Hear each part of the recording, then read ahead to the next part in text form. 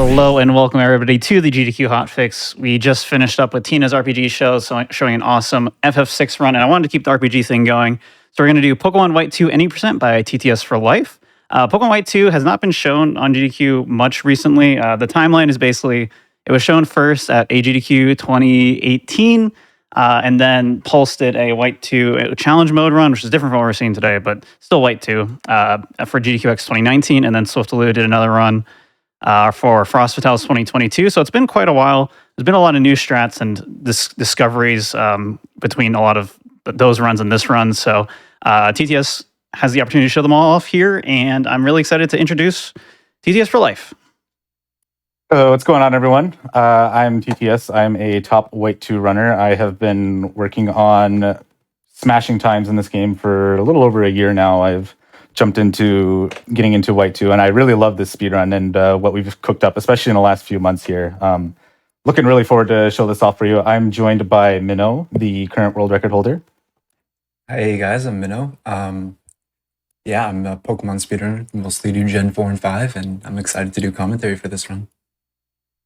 Yeah, so without further ado, we got a little bit of downtime before time officially starts. So what I'm going to do is I'm going to go ahead and set our time here so that we can get going here. I have to boot the game on a very specific second in order to execute what is known as RNG manip. So just got to wait a little bit here for that to start. And then time will start when I turn my DS back on and the screen fades to white. So looking forward to all the cool stuff for you guys.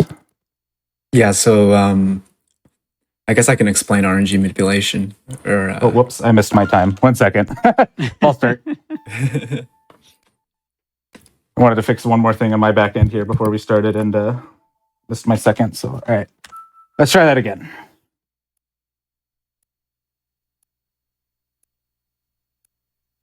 Make sure that I give my commentator some eyes on my feed here. So, all right.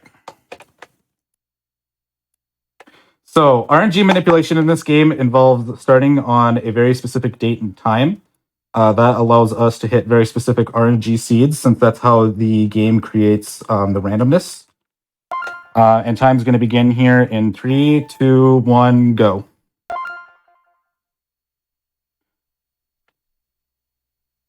So just going to be mashing through the intro here. I am going to be doing something that looks a little strange, given the objective is to get through the intro as fast as possible. What I'm going to be doing is I'm going to be saying no to my name for once, just as like, haha, that's not actually my name. But the reason I'm doing that is because I'm doing RNG manipulation in order to get perfect stats on my Tepig. And for the stats to line up the way I want them to on this specific RNG seed that I'm trying to hit, I have to say no to my name. So I'm going to be just giving myself a one-name character for optimization, and then saying no here in order to get my RNG to advance just a little bit more. And the rival, let's go M for Minnow as homage to him for getting the world record. And based on my creating save data there, this little clock kind of helps me confirm that I've hit my seed. So that is very good to see, given the small false start here, and also because there's a little bit of frustration that can come with hitting RNG seeds sometimes.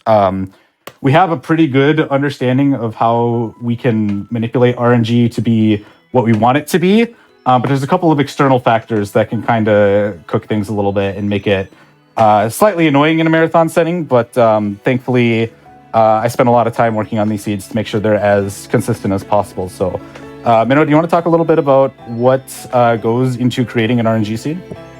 Yeah, so as TTS mentioned, the DS time and date, and also the MAC address of the DS impact the seeds that you can hit. So what that means is that every runner needs to make their own minips to run Gen 5. Yeah. That's the stuff that you see at like a high level that creates the RNG seed. There's also a couple of minor things that you don't really get to see under the hood because you're only watching my DS screens through my capture board, and you're not actually watching me interact with my DS. But another thing that influences what creates, or like how your RNG seed is created, is your key presses. So I'm holding very specific keys on my DS, like D-pad right or A and B. just to help influence the RNG to be the exact seed that I want. This is the only DS game that uses that for the main RNG manipulation that we care about in the game. So that, along with the MAC address, makes it very unique on how you're hitting your seeds. As Minnow said, MAC address does influence what seeds you can get.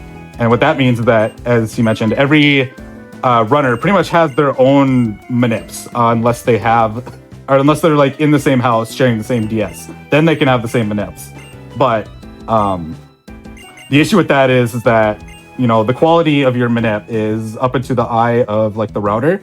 So you can create a seed that works for you, which is great. But the issue with that is that at the same time, you'll always look at someone else's manip and go, man, I wish I had that manip instead, because it's so much simpler. Yeah, so you'll see him do specific movement here to get tepig. So there are two different RNGs at play. So there's the IV RNG, which, as the name suggests, determines a Pokemon's IVs.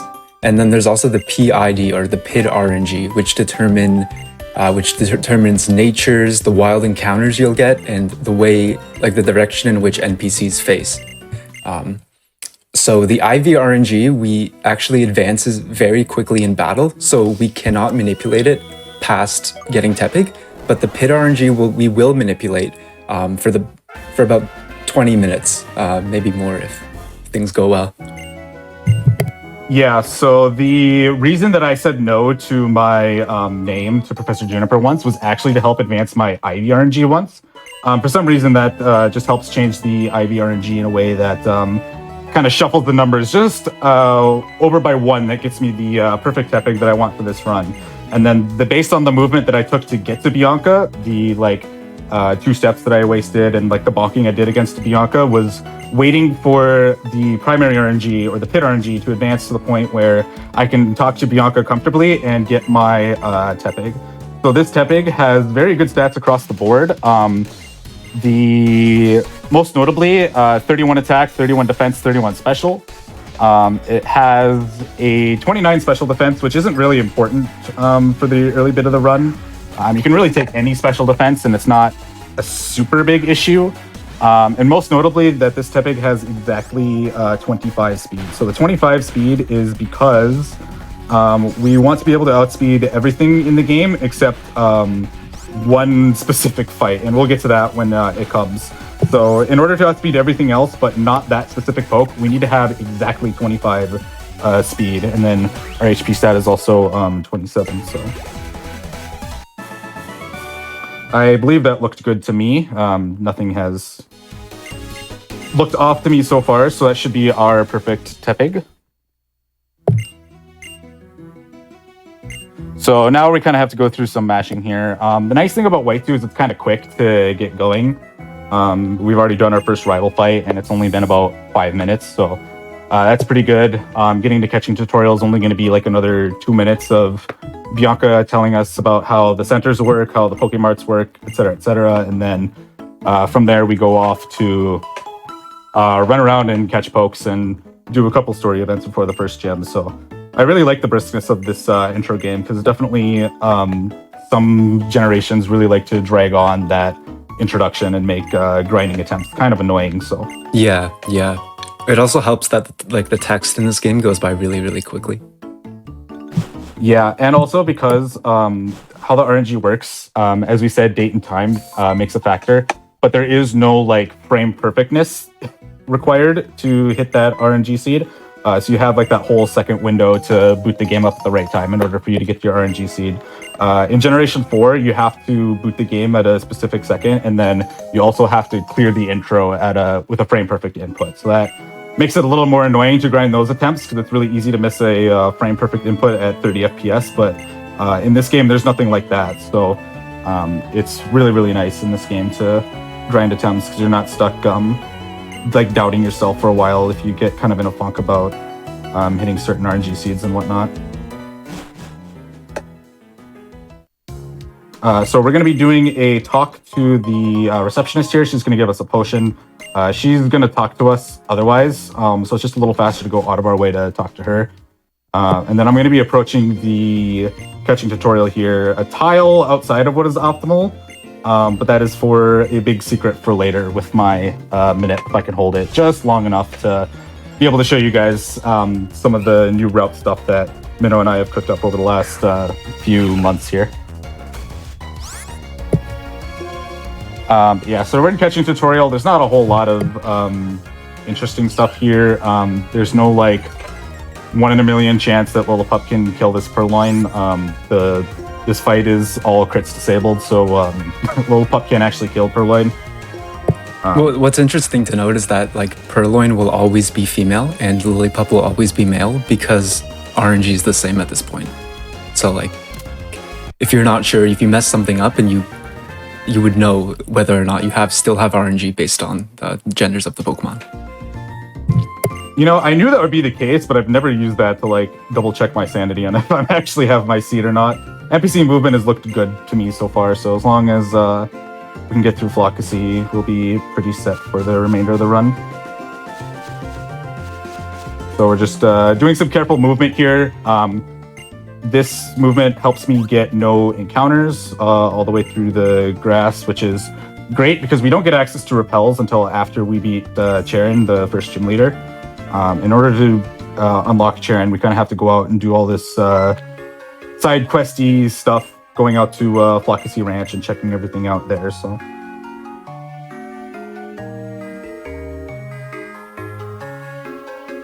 All right, so that looks good. I'm going to have a lot of fun to show you guys in the mid game now. Yeah, something crazy just happened, and we're not going to say what yet. So definitely stick around for that. But we need to hold Manip ideally all the way up until we get back to Aspertia, because then we can buy repels to get through the rest of the run without worrying about encounters too much. So the plan is to also catch 2 HM friends to use along the way. The plan is to catch a level 2 Pidove here on Route 20 after we fight the last, and the plan after that is to catch a level 5 Psyduck in Flockacy Ranch. Of note, while I'm doing this Manip though, I'm going to be talking to the last. I talked to the youngster here because this area to the left of the bridge there has no NPCs that are calling RNG. So there's no what would be called variance that gets introduced from trying to talk to the youngster. Basically, because we're humans, we make mistakes and we're not always perfect. So it's very difficult to always talk to a trainer frame perfectly. But because with the youngster, there's no RNG that's actually moving, it's easy for us to talk to him. But for this last, RNG is moving. So a high quality Gen 5 minute takes a lot of extra work into making sure that you have basically a frame window to talk to this last, and then do some kind of movement in this grass here to get put up like I just did, and then be able to get to Flockacy Ranch and still technically have Minip. Like the Minip would align in such a way that you have that window to talk to the last and be able to get your Psyduck. Because as long as you enter like a new area on the same RNG, what we call a frame, or how many times the RNG has advanced since the initial seed, as long as that's the same when you load a new area, it'll always load the same way. So even though things might be slightly different in this section because of when I talk to the last, it'll all realign back at the ranch. If that doesn't make sense to you, don't worry about it. That's a very top level thing to talk about when doing RNG Minip, is handling variants. Yeah, and the last talk was only recently implemented in runs. Before that, people would just run in front of the last. It's only, I think, 3.5 seconds slower. So right, it's more of a new advancement. And it's very easy to buffer movement because you're just always holding up, and then at this specific tile you hold left. You kind of have a visual cue to make that adjustment, and you kind of have a visual cue and a feel for when you need to talk to. Oh, that's a nice crit. Talk to the last, but you don't always end up doing it on the same frame because again, we're human, so there's a much less of a window to try to talk to something frame perfectly than hold left when you have X amount of frames to do so before the game takes your next input and just keeps you going in the direction that you were, for example. Exactly. Like the idea is that movement can be buffered, but A presses and like bike mounts cannot. Right. So that's our second rival battle. Of note of the rival battle, he actually has what's known as, or what we call throw AI, which basically means if he thinks that he can kill us with his only attacking move, which is tackle in this case, what he'll do is he'll start spamming tail whip, which basically allows us to win the fight. And it's really funny if you try to abuse that by also just spamming a status move, because you'll just watch him like burn all his tail whip PP before he actually like kills you. That doesn't work though all the time, because he doesn't take crits into consideration, which means if he does happen to choose an attacking move and then crit you, you still can die on that fight. But you kind of have to be at pretty low health for that to be the case, and this run has been going pretty well health-wise for us to not have to worry about that. All right, so Psyduck is kind of a run killer at the top level. It's not too likely to get in. So hopefully the RNG is in our favor. Psyduck crit me too, Jesus. I believe this is Everyone about wants a piece of me. 60% to get in. It might be a little less than that because it's still in the green, yeah. This is the toughest part. Definitely the biggest reset next to Charon himself in the early game, just because your roll on site, or your tackle roll can be pretty rough, and you end up with situations like this where it's going to keep breaking out of the ball. You can always tail whip and tackle it, and that actually gives you just over 70% of a chance to catch. But that was a little risky for me to do in a marathon setting, because then I do have a chance to kill it if it has a really, really bad defense. This Psyduck is just really giving me an experience for sure. All right, there we finally go. So we're now going to get an X attack. This X attack will be used on one specific fight. And just like the last talk, we want to pick up the X attack within a certain amount of frames. And because, as TTS mentioned, humans are imperfect, the way you would actually approach routing this is you would look at all the possible, like let's say a 4-frame window to actually pick up the X attack, and then you would try to find a movement like you would try to find a way that all 4 frames that you'd pick up that X attack in don't get you encounters. Because while doing this, we also want to manipulate no encounters throughout the ranch, because encounters are slow. Yeah, the ranch is definitely where you'll end up spending most of your time routing if you choose to route a white 2-seed, unless you get really, really lucky. Just because of the sheer amount of grass that you have to go through, and because, as Minnow mentioned, there's a lot of variance with picking up the X attack.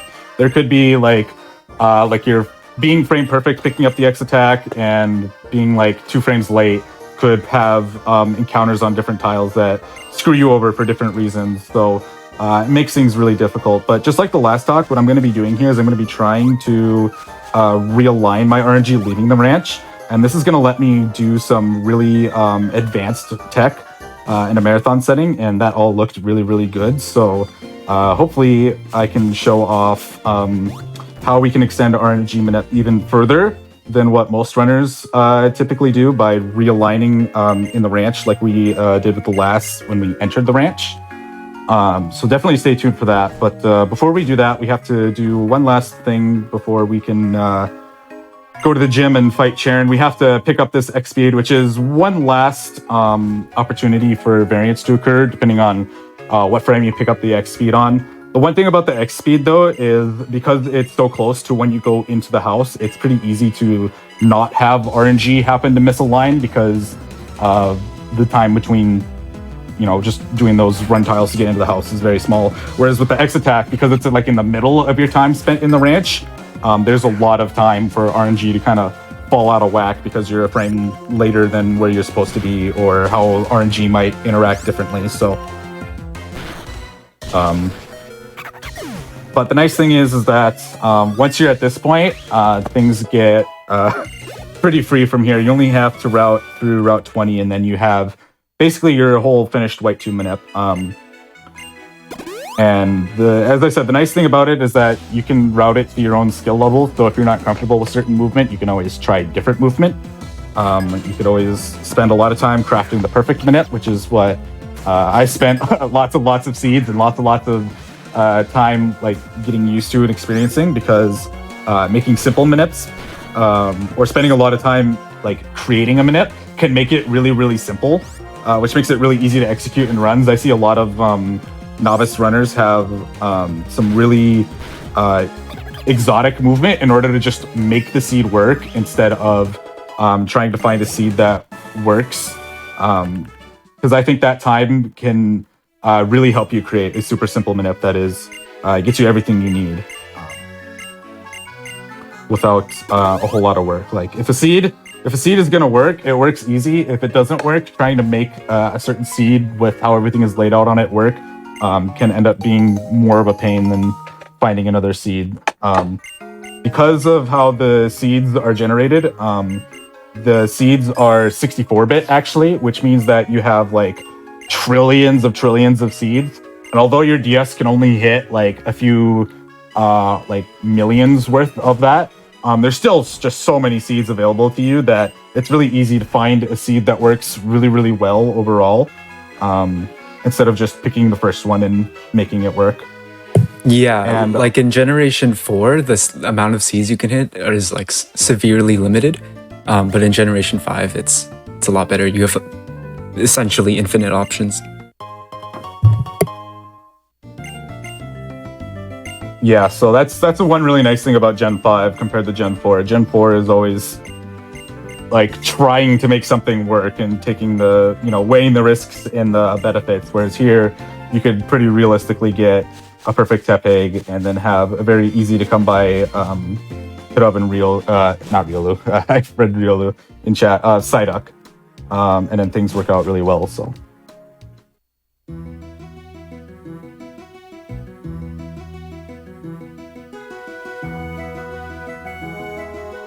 All right, so now we're heading to Charon's gym here. Charon is the first gym leader in the normal type, and it's probably the worst in the game. I guess I can't say he's that bad because my Tepig actually has a naughty nature. So naughty nature is plus attack and minus special defense.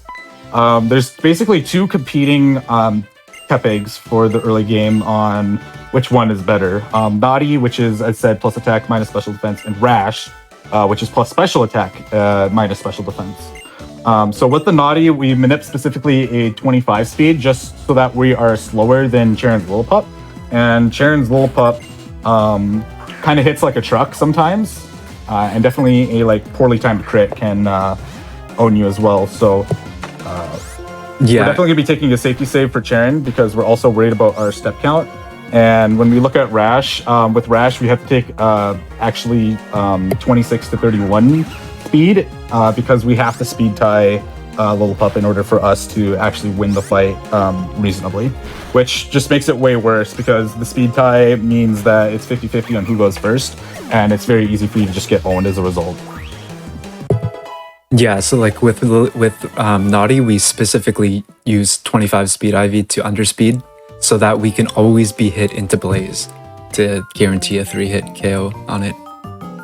Correct.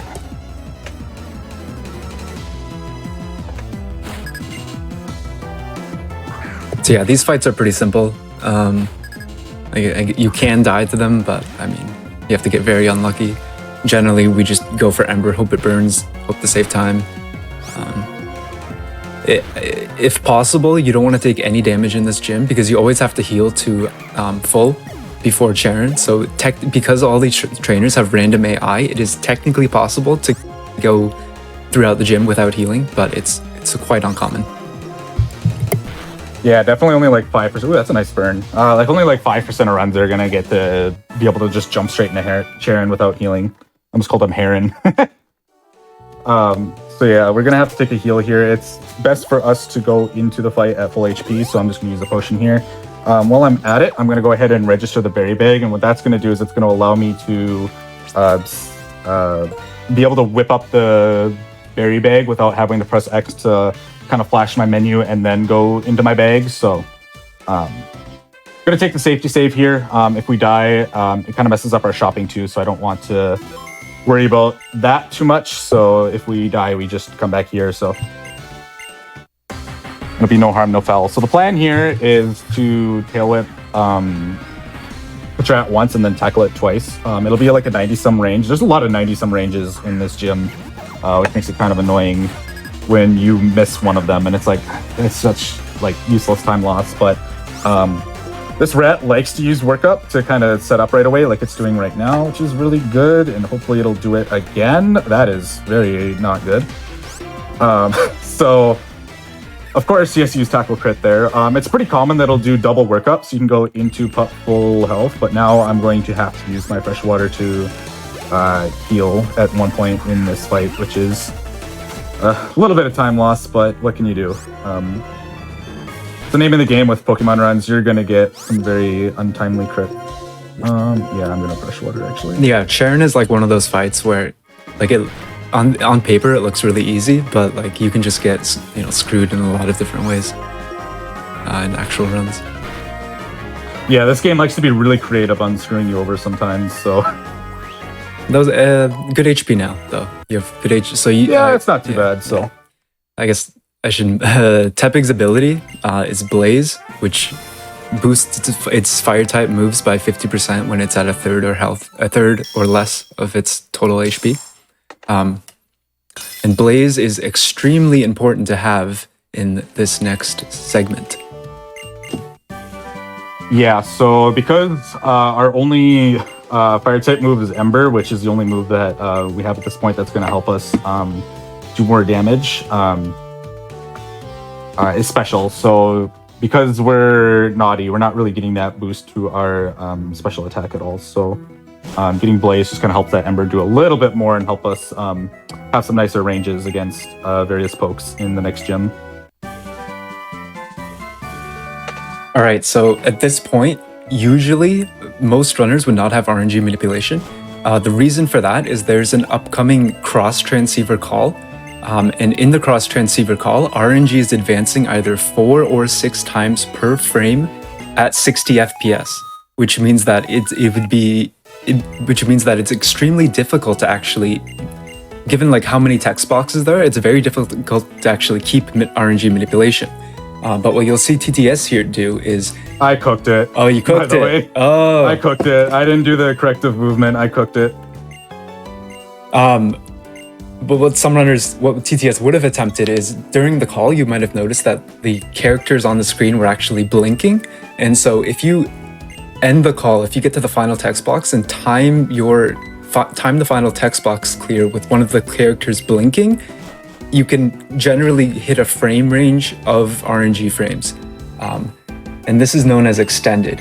So it's a pretty new phenomenon that most people haven't been doing, but it does save time because you skip having to use a repel on the next 2 routes, and also you get to manipulate the next spinner to guarantee a fast pass. Yeah, so because I'm doing a safety save in Charon's gym, every time you save, it actually advances the primary RNG, and because I did not do corrective movement to like account for that save, I was unable to be able to demonstrate it for you guys today, which is a little unfortunate, but it happens. I'm kind of eyeing this as something, but I don't know if it's actually going to work.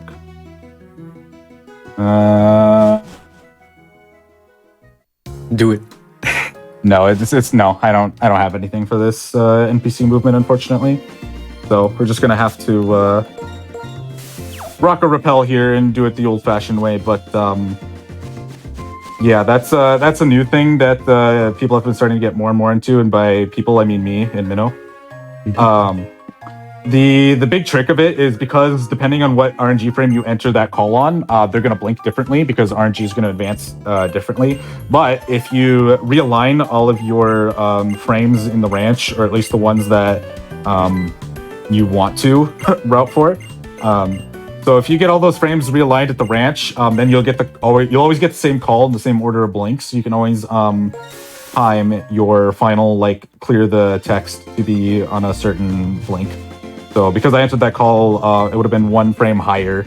I would not be able to route anything the way that I would have liked, unfortunately. So the only real benefit out of it would have been that I would have been able to go through Route 19 and 20 again repelless, and I guarantee the next spinner pass here, So after this Riolu, I'm going to have to pass a preschooler who is kind of a troll. Yeah, so like spinners are trainers that can face in multiple different directions. So they're optional trainers that you don't have to fight, but that sometimes might be blocking your vision, like they might be in your way. So they're pretty pivotal in most Pokemon speedruns. And in Generation 4 and 5, we can do what is known as a spinner setup, which basically has to do with passing a spinner safely by doing like specific movement. So you'll see TTS run up to right next to the stairs, and he'll open the barrier pocket. And if she's facing down, which unfortunately she isn't now, he would have been able to pass her, guaranteed. Yeah, instead what I'm going to have to do is I'm going to have to wait for her to turn away. And then I'll walk one step. That gives her time to potentially spin back if she's going to. And in that case, she didn't. So then I cleared the menu with X so that I don't start running out of the menu. And then walk into her vision and then run out. Because if you run into anywhere where they could see you, they will immediately turn to look at you and initiate a battle with you. And that's what we call spinners that are not deaf. There are some spinners that cannot hear us no matter what we do around them. The youngster in the ranch that we kind of snuck by when we were grabbing the X attack and catching Psyduck is an example of one. And there will be but Lynn can hear us. A couple more coming up in the run. Yes. As well. Yeah, Lynn can hear us, so that's why we have to kind of tiptoe into her vision like we did after flashing the menu. Because spinners always turn on the same interval of frames that have advanced. So, like, for example, their shortest spin is 16 frames, right? Yeah, they spin in increments. They can spin in increments of 16 frames. So they can spin after 16, 32, 48, or 64 frames. Right. And even longer in some really obnoxious cases, but we won't get into those. Yeah. But yeah, so long as you know that you have at least, 8 frames to get past? Yeah, 8 frames. Yeah, so as long as you know that the time between the time between your one step and flashing that menu to freeze the NPC is still enough for you to take that next step to go in and into her vision and then run out of it is good, then it's a safe pass.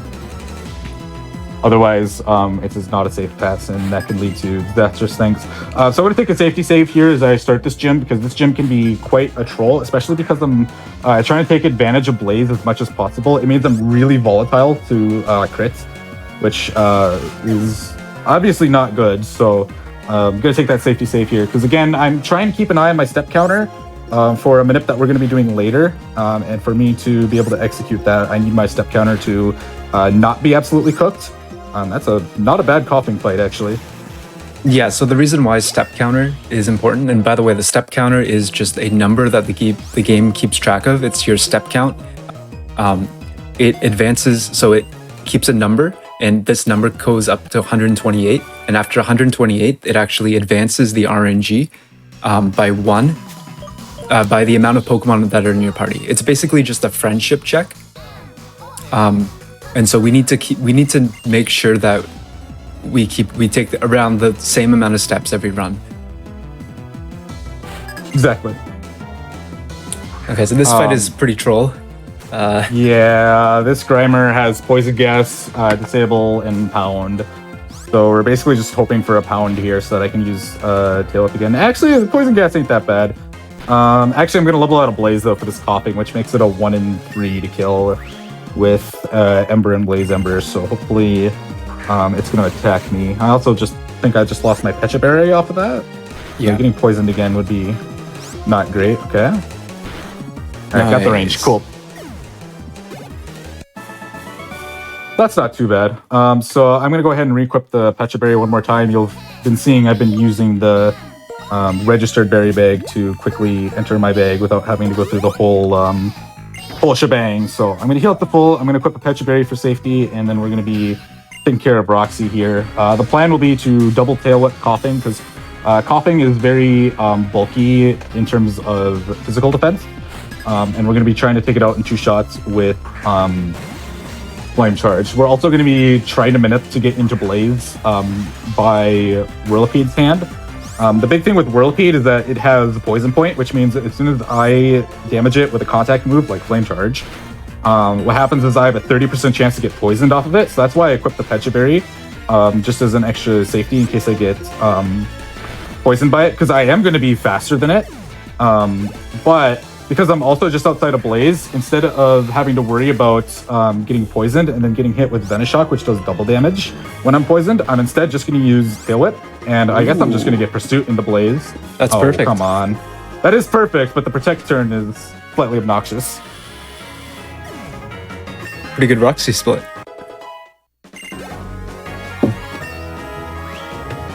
All right, so we actually level up past level 17. Tepig evolves at level 17, and if it actually tries to learn Arm Thrust at 17, but because we actually get to level 18, we skip ever trying to learn Arm Thrust, which is kind of a neat time save that just happens to work out. Yeah. It definitely wasn't routed to be that way. It's just really nice that it happened, so...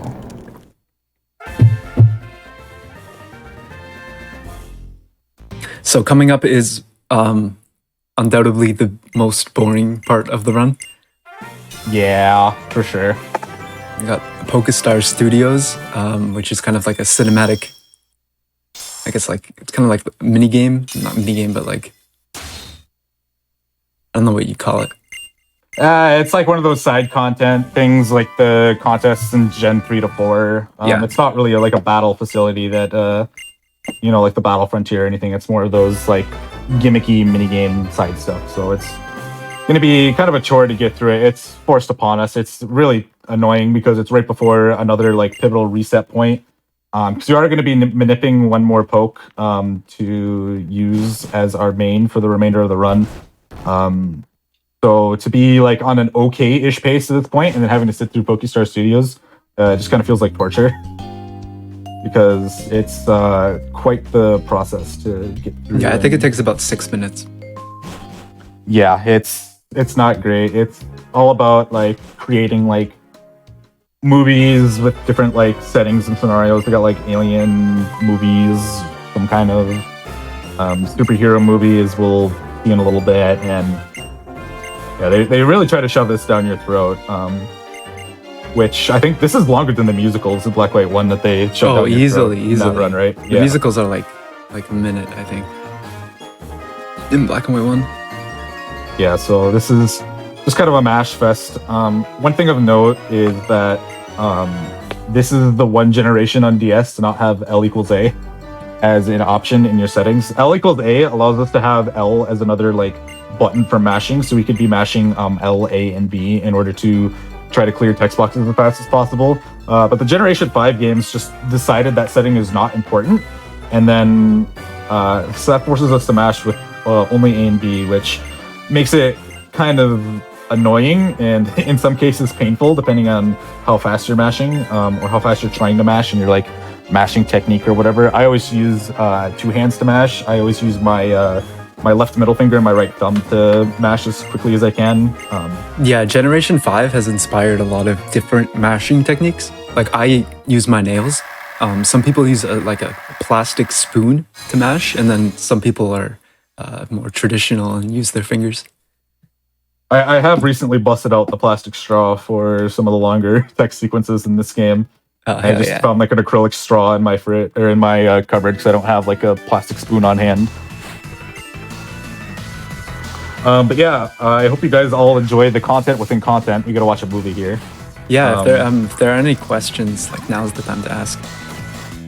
Yeah, we're gonna be watching Bryson Man and Riolu Man, the midlife man of justice, duke it out here. All right, who has the better fit, Bryson Man or Riolu Man?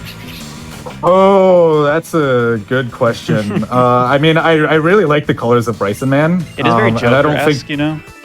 Yeah, and I don't think the back sprite of our of Pop Roxy or whatever, just I don't know. It's not there, man. So it's a really sad day. Bryson Man won. The crowd is confused, upset. They were sleeping at one point. Oh, we got fast credits. So there's yeah, that's huge. yeah, huge. So there's actually 3 different versions of these credits that you can get. The full screen credits like this are the fastest by like a couple seconds, so it's kind of like a who cares thing. The other credits are just kind of like split between having the credits on one side and then still having like the background of the amusement park on the other side. So nothing really crazy there. Now, the whole lore here is that Pop Roxy, which is the sailor-looking guy, is Roxy's dad, and he's kind of going through like a midlife crisis or something where he's trying to, I don't know, realize his passion as being a film star. So that's where we kind of happened to jump in the middle of that, and that was his life's work right there. And he didn't seem too proud of it. No, he kind of realizes it's not fit out for him anymore. So this whole thing is to get him to let us go to Castelia City because he's busy chasing his midlife crisis like dream instead of letting us go there by his ship. So now we're gonna meet Bryson himself out of costume. I'm kind of embarrassed. I didn't prepare to meet Bryson like this. But now, because we didn't get the gist from watching the movie, we now have to film our own movie. So we're going to have to go up against Bryson here and film our own Riolo Man versus Bryson Man film here. So we're going to click rental because it gives us a rental Riolu, the same one that was used in the movie that we just watched. And we'll be up against the same Poniard. Now, this Riolu has 2 moves. It has Force Palm and it has Ice Punch. We could use Force Palm to take out the Poniard, but then that unlocks like the next like scene in the movie, which involves like putting in a bunch of dialogue and going through like this whole like thing. It's not worth it. So we click Ice Punch to let Poniard have a turn, and then Poniard just completely owns us. So something interesting to note here that the game actually saves right now, but in an actual run, if you haven't saved the game yet, this does not actually save the game. So because TTS is already saved, it does actually save the game. But if you were to do a run and then get here and then the game says it saves and then you like soft reset, then you wouldn't actually have a save file. The game does not actually save unless you have a save file, which is really weird. Yeah. Another weird thing too is in the fight against Riolu, when you use Ice Punch does have a 10% chance to freeze. And if you do get to freeze, you get what's called like a strange ending. And what happens is the director butts in and goes like, what the heck is happening? And it actually helps save a little bit of time because we don't have to watch Riolu get owned by Poniard. They just immediately call scene when he's like, Poniard that's not supposed to happen. Frozen. It can immediately thaw out, and then, yeah, right. But then Poniard can thaw out the same turn it gets frozen and still own us, and then that's just like that's how you lose the most amount of time. Like, punished for being way too lucky. So this pad track coming up is a little bit annoying. It has detect, which slow, so we don't want to see that.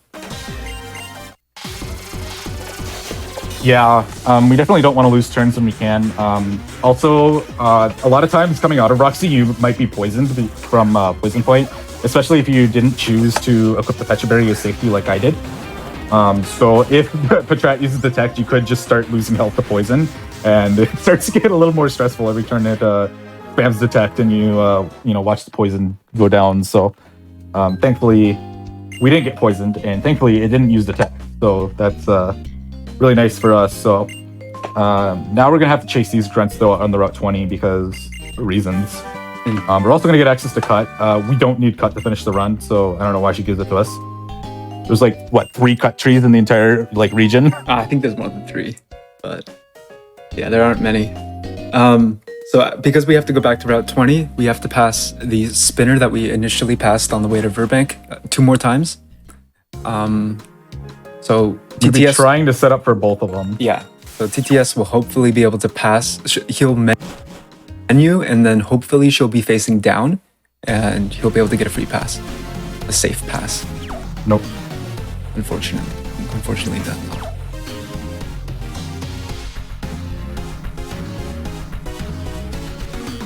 So this Purloin is like it always dies. I don't think it dies with Rash. I think it's a range.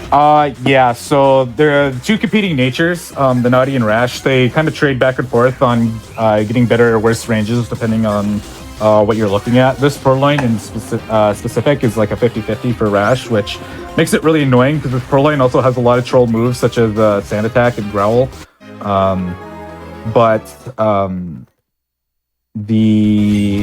was I going with that? And you're never really going to have Blaze leading Roxy with Rash, so it kind of makes it even more like annoying that you have to put up that range. Naughty doesn't have to deal with the ranges here, but you're basically trading a better time for better consistency between Naughty and Rash. Rash has a slightly better like top time if all goes well, but again, that's if all goes well. Whereas Naughty's a lot more consistent because you don't have like just a straight up 50% to die to Jaren most of the time, or there's just a lot more better ranges in Charon's gym with Naughty over Rash, etc., etc. So, by the way, when we talk about ranges, we mean so like a move can always like when you use an attacking move, it does between 100% and 85% of its total damage, and so if you hear TTS say something like 5 out of 16 or 15 out of 16, that just means that 15 of these 16 possible damage rolls, kill the Pokemon that he's attacking.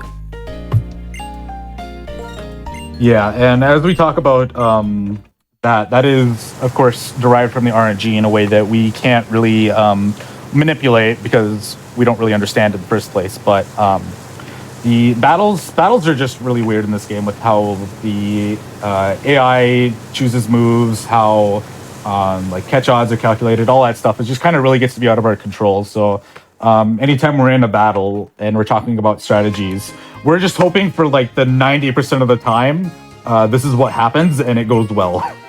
Yeah, and not like the 10% where something just whack happens because Gen 5 AI.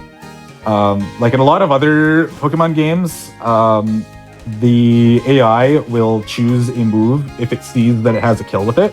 What I mean by that is that means that if you look at the most possible damage that move could do without a crit, if I'm less than that health, then the AI will pick that move and attempts to kill me. But in this game, it's actually calculated off of the mineral, so you're never really guaranteed to get a move unless you're dead to it, which makes routing some fights extremely obnoxious, especially in challenge mode. Yep.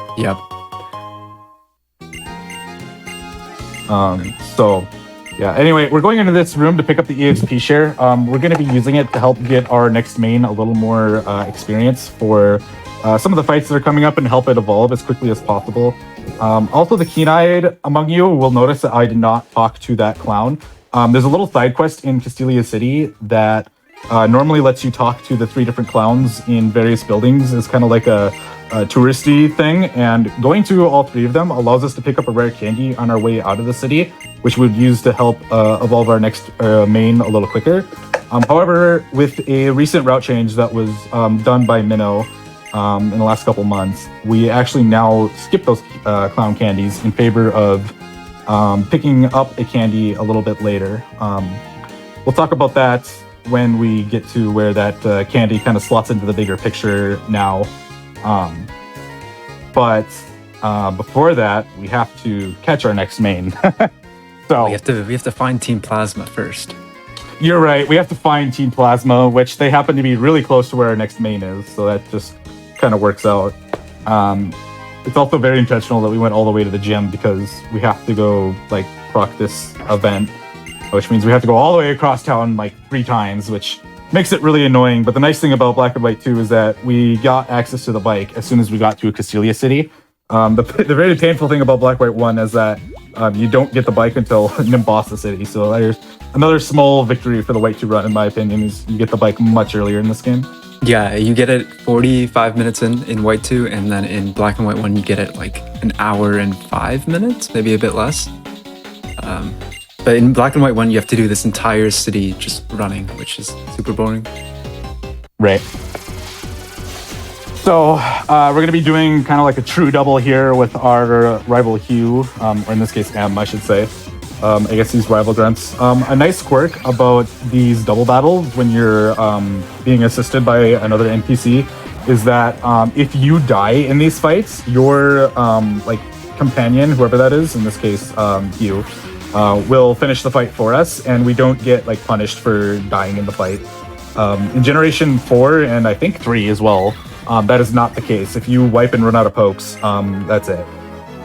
So that's just another nice added piece of safety, especially if you're like poisoned here and Crafty picks headbutt against you. There's a pretty good chance that you will get completely owned by that. So In challenge mode, actually, it's faster to die in this fight because it means you don't hit a level on Pignite, and I think it's 24. And because you don't hit level 24, you don't try to learn roll out. Yeah, it's 24. Yeah.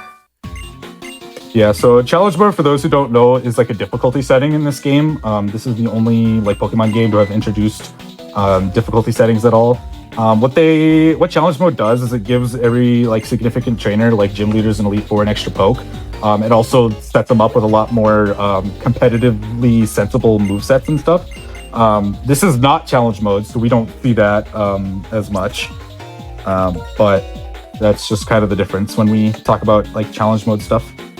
Right. Now I'm going to be manipulating my next main here. So I'm going to be doing a save and quit, and then we're going to run out into the Relic Pass. But before, I have to reset the RNG manipulation because the battles have advanced our IV RNG, which determines basically the stats or how good our Drillbur is so out of whack from all the battles that we fought at this point that we basically have to do a save and quit to make sure that we can get the perfect stats that we require for it. Also, because of all the overworld RNG and like the biking introduces a lot of potentially like cooked movement that can offset your RNG. It's just really, really difficult to try to even hold Manip to this point. That's why we have to do kind of a save and reset here in order to make this appear. So our main is a Drillbur hiding in a dust cloud. I'm going to YOLO ball once for the fans. So this Drillbur has perfect IVs. It's an adamant nature, and it's the highest level available. And it's also female. So it's basically perfect, stat-wise. Yes. Everything about this Drillbur is very deliberate. Its nature is deliberate because attacking, its attack stat is its best for attacking by far, so we're going to be using all physical attacks. It's got perfect HP, perfect defenses for tanking just about anything. It has just enough special attack for the one fight it's slightly relevant in, and then we have the adamant nature, yada yada yada. I'm losing my train of thought, but so there's Drillbur. That was a 33% chance to catch, by the way. Although I've been very consistent at catching it lately, so I'm kind of impressed that Marathon Luck continues to make that as easy as possible for me. Yeah, Drillbur normally is a run killer, by far I think the most common run killer, because it's possible you only have 2 Great Balls and you only have 33% chances at catching it, so it's very likely that you just don't catch it, or that you miss, like it breaks out and it uses dig and you can just easily die. Yeah, because as we said, this Drillbur has perfect stats. It hits like a truck when we give it an opportunity to attack. So I just chucked a Great Ball there, hoping that it would catch right away. And thankfully it did, which means I don't have to worry about healing myself. A lot of runners will use Flame Charge turn 1 to weaken Drillbur. The issue with that is that we can pseudo-manip turn 1 in the battle against Drillbur.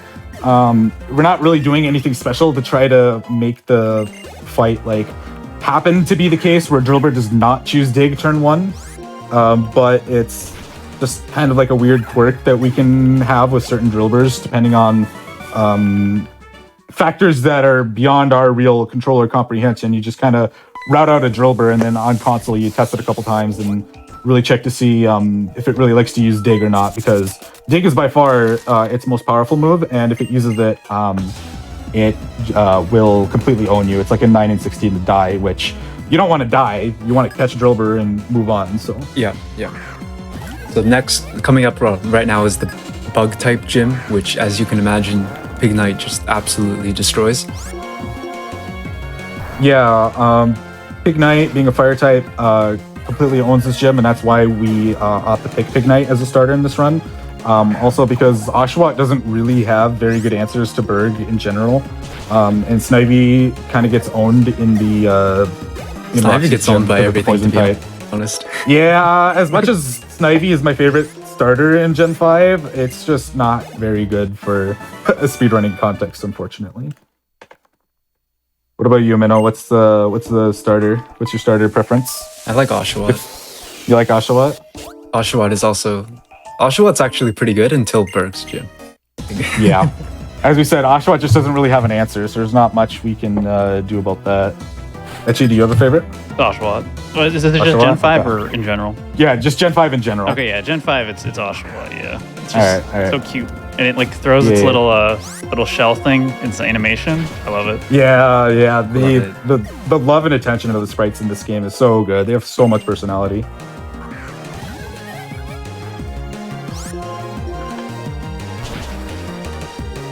All right, so So- coming up is Berg. Berg is pretty easy fight. We'll lead with Pignite. He has 3 Pokemon. The only notable Pokemon that we have to worry about is Leavanny, because it can use Cut and it can crit us, but it's generally a pretty easy fight. You'll see TTS do some swapping in the fight. The reason for that is we want Drilbert to gain enough experience to hit level 26 before Elisa, which will be explained then. Yeah, so the goal is level 26. If anyone is familiar with White 2, the old route would have us swap the Drillbur in the front right now to work on getting that EXP as quickly as possible. But because of the mix-up with the mix-up of the route with the candy, I should say, since we're not getting the clown candy, we actually get the candy later than what would be standard with that old route. So we kind of have to do some different shenanigans. But one of the big upsides is that I could just jump into this fight right away with Pignite and kind of removes one of the shuffling around with Drillbur. Because otherwise it would be lead Drillbur, swap the Pignite, kill Thwadloon, damage Dwebble, then swap back to Drillbur, and then swap back to Pignite one more time to finish Leavanny. So this just makes it so much nicer being able to just jump straight in the fight and cut out kind of that first shenanigans and kind of start at step 2, which is kill Thwadloon. Yep. So we're going to weaken Dwebble just a little bit with Pignite, and then we're going to swap in the Drillbur to use Metal Claw here. So this works out really nice because significant trainers like gym leaders that have heal items will heal if their poke is at 25% or less of their HP. So with Pignite leading that flame charge and kind of taking the hit for us, that allows Drillbur to come out and use the 2 Metal Claws to finish it off without putting it into heal range. And then Leavanny range, didn't get it. All right, that's not a big deal though. That was a very clean Berg fight though. The big thing with Pignite though is that Pignite does not guarantee kill Leavanny unless it has Blaze. And going in at a really high health like that for Pignite just kind of ends up making Leavanny a range. So it's one small downside to having to deal with like the benefits of success of not taking like any damage in the gym. But it also makes the fight really, really safe because Razor Leaf from Leavanny is a high crit move and hits like a truck. And because of even though Razor Leaf is the high crit move, I think a lot of people will acknowledge that they get crit by cut way more often. Yeah. Happens way too often. So critical hits are a 1 in 16 chance in Gen 5, and when they happen, they do double damage. That was changed in Gen 6, Gen 7, I think? Gen 6, well, Gen 6. Gen 6 changed crits to be only 50% more power, and then Gen 7 modified the crit rate to be 1 in 24 instead of 1 in 16. Gotcha. Yeah. So this is the old classic 1 in 16 to do double damage. When we talk about a high crit move like Razor Leaf, it means that it actually is 1 in 8 to crit instead of 1 in 16, so the odds are double. And a 1 in 8 is a lot scarier than 1 in 16. Mm-hmm. But as I said, a lot of the times we end up getting owned by the 1 in 16 more often, which is kind of a fun quirk about that fight, I guess, in a really cynical, like, come on, man, kind of way. So normally, after fighting Berg, we would have picked up one last. We would have talked to our third and final clown, way up in a building with an elevator, and it's like a whole process. It takes a lot of time to get up there, but we get to cut all that out now with the new route, and instead just truck on through. We would talk to this clown for the rare candy, but he's not going to give it to us, so we kind of have to just keep carrying on. So We also now here's the swapped Drillbur to slot 1. Yes. Pig Knight will not be used anymore. no. Say goodbye to Pig Knight. This fight is pretty simple. First Chorus fight. As long as you don't critical hit, this is like one of the few fights where getting a critical hit actually loses a lot of time. So we don't want. So he leads with a Magnemite. It has Sturdy. So if we critical hit, we will activate his Sturdy. And because Colress is a like smart trainer, he'll use a Super Potion on his Magnemite if it's in heal range. So we do not want to crit. Yeah, and this is the only fight where Drillbur's ability actually comes into play, which is Sand Force. Basically, it makes its ground type moves way more powerful in the Sandstorm. You had to mention the crit stuff. Why did you mention the crit stuff? All right, so gonna have to waste 2 turns there with the crit and the heal, whatever, I guess. So gonna learn Hone Claws here. Part of what Drillbur makes, part of why Drillbur is so cracked is its moveset. It gets access to Hone Claws here, which boosts our attack and accuracy by 1 stage, which means our already very powerful Drillbur is going to hit even more powerful now whenever we choose to use it. And there'll be plenty of times where it is advantageous for us to use it. So. Yeah, like Drillbur itself, it's not too good, but Escadrille's move pool, stats, and typing are excellent for White 2. Yeah. So our objective is basically to get Drillbur to Excadrill as quickly as possible. Unfortunately, it's a lot later than we would like, because there are some very cooked fights coming up in the mid game here that will definitely make things very interesting for us, to say the least. So anyway, here's Join Avenue. We're going to be just doing some setup stuff here. It's another like side mechanic thing that was introduced in these games specifically. Something about like setting up a bunch of shops, having some NPCs like sell stuff to you. There's like a raffle here for like a little Master Ball here or something, which sadly we can't manip and we don't need to catch anything more. So it would be useless to us in an 80% context to get a Master Ball here, but all that's kind of a process. We don't care about that. We're just going to kind of punch in all the default stuff for some of the trendy phrases and stuff that they would like us to fill in for whenever we connect to like another DS and or another like Black 2 or White 2 and share join avenues or whatever the whole process is. Yeah, if you've played Gen 7, it's like the Festival Plaza, but better. Yeah, so all right, we're going to be going into the coaster section here, and then I think this is a good time for us to take a break. This coaster section has some new movement compared to previous White 2 routes. The plan here is to kind of turn off the coaster again. So when I flip these switches, the coasters kind of change tracks and allow me to progress further. And it's going to look really strange because what I'm going to do here is I'm going to actually turn this one on, and then with some setup movement, turn it back off.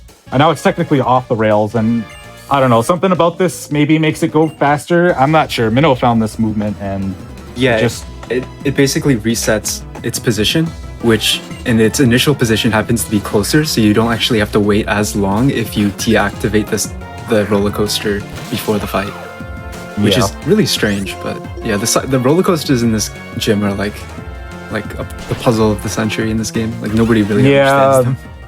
No, how they work is an enigma, but we just through some just happenstance testing by Minnow, this ends up being faster overall. Before, what we used to do is we used to just flash the Pokedex, actually, because it's the fastest thing that we can load that deloads the overworld or resets the coaster positions or whatever the case may be. So that lets us reset the coasters in that way, but this way kind of cuts out that menuing and makes it just a little bit faster even. Yeah, it's about 2 seconds faster than what was previously done. Which is about 6 seconds faster, I think, than just doing it as like intended or expected. Mm-hmm. So one more Flaffy. Yeah, this Flaffy has static, which basically it's an ability that makes it so that you're 30% to get paralyzed if you make a contact move, It doesn't actually matter if you get static on this fight because we're about to heal, but for the next 4 fights, every single Pokemon we fight has static, and we don't want to be getting static, if possible. Yeah, static just takes a lot of time, especially in battle, to heal. It can also mean that we have to do more healing in the fight later on, so less statics that we get, the better. So hopefully that will play out in our favor. On average, we'll get about 2 statics. Most of the time, you'll get at most 3 statics. If you get like 4 or beyond, I feel really sorry for you. World record gets 0. Yeah, thanks. As someone who's trying to grind for the world record, thanks for making the Lisa split next to impossible to save time on. But I think now is a really good time to take a break, so I'll go ahead and count down for our lovely tech person to pause for us. You can do so in 3, 2, 1, stop. Awesome. Thank you so much. This is just going to be a little break, everybody. Given the length of the run, we're going to take a break approximately every hour. Only going to be about 5 minutes, so do not fret. We'll be back soon. Before we go into that break, just want to make a couple announcements. One is that prize submissions are live now for Awesome Games Done Quick 2024. If you're crafty or have a unique gaming prize that you would like to submit, go to gamesdonequick.com for more info. Submissions close on January 1st, which is very soon. So if you want to do that, please do so immediately. And then you can also go to gamesdonequick.com/hotfix to learn about our shows and see what's coming up this week. We'll be back in just a few minutes. Don't go anywhere.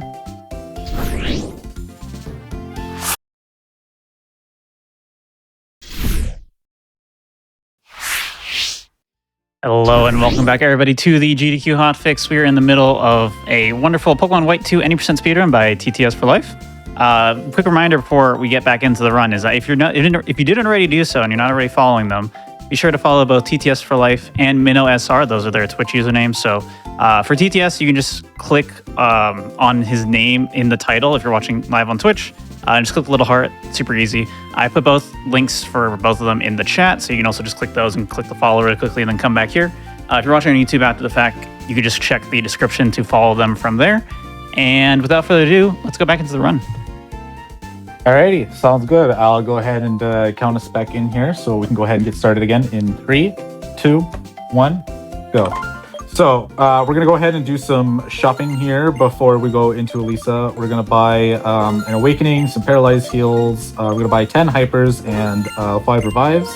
I also did pick up 1 Revive in the trash can outside of the coaster area, just as an extra safety. It is very expected that we might take a death somewhere, so having as many Revives as possible for a backup is nice. And then we're gonna talk to that gentleman to pick up some red shards because they're actually very useful for a move tutor when we get to Driftvale very shortly. And then we're gonna go ahead and pick up our Pidove in Psyduck that we dropped in the box forever ago, and then say goodnight to Pignite forever. So these 3 will be our party for the rest of the run. We need Pidove and Psyduck for HMs, for Fly, Surf, and Strength in particular, in order to complete the run as quickly as possible. So it's really nice that we can kind of cover that between Pidove and Psyduck without much issue. All right. So as mentioned before, this gym is like an RNG fest. We really don't want to be seeing static at all from any of the Pokemon because it means we'll have to heal it. So hopefully that doesn't happen. Yeah, I bought plenty of Paralyzed Heals, which is the only case we'll really need them. So as long as we're not extremely unlucky, I won't burn through all of them. But we're up against, as Minnow said, we're up against RNG here. So everyone is a 30%. I should not get paralyzed more than 3 times. About 80% of runs will get 3 or less statics. So hopefully we just don't end up in that upper 20% of runs that get 4+ statics, because that just does not become very fun for anybody. So hopefully it's a good start. Yeah, definitely a good start here. There are 3, 4, 5, 6, there are 7 static hits that we have to deal with in this gym. And hopefully none of them produce a static. By the way, that trainer swapped turn 1 to Flaffy because that Elekid has no moves to hit you. Its only move that doesn't do damage is light screen, and sometimes it can use it, but usually she swaps. Right, because electric does not affect ground type. A lot of these Elikids and Flappies just really don't have an answer to us outside of takedown for the Flappies and just spamming light screen for the Elikids and hoping that works, which, spoiler alert, it doesn't. Another reason why Drillbur is so good. Yes. Especially because Elisa leads an Emolga with Volt Switch, and she can just Volt Switch to whatever she wants, and that makes the fight very inconsistent, to put it lightly, depending on what else you try to bring it against her. So, because that's like her signature move, everything's got to have a Volt Switch, and it's just a nightmare. So, thankfully, being a ground type, she can't use that to make anything more annoying than it needs to be. All right, so I mentioned like 20 minutes ago that we needed to give Drillbur enough experience to hit level 26. The reason is because at level 26, you learn the move Slash, which is the only move you can really use against Emolga, since Emolga's a flying type. So it's very, it's honestly, it's so great that Drillbur actually learns Slash, because if not, I don't think you would be using it for this fight. Yeah, the next best move that you have is Metal Claw, and Metal Claw just does not do the same damage that Slash does to Emolga. I think you would teach like Frustration. Yeah, you'd have to teach Frustration or Return or something like really cooked to make that work, or grind some optionals to get like Rock Slide that you get at level 29. So it's nice that this just barely works out that we get Slash right before Elisa to make the fight as easy as possible for us. Yeah, like when I was looking into the EXP routing, like you just hit level 26. It's so close to not hitting level 26. You're like 2 XP off not hitting it. It's crazy. It's not that bad with the old route, which would pick up a Clown Candy and then also do some extra stuff for I'm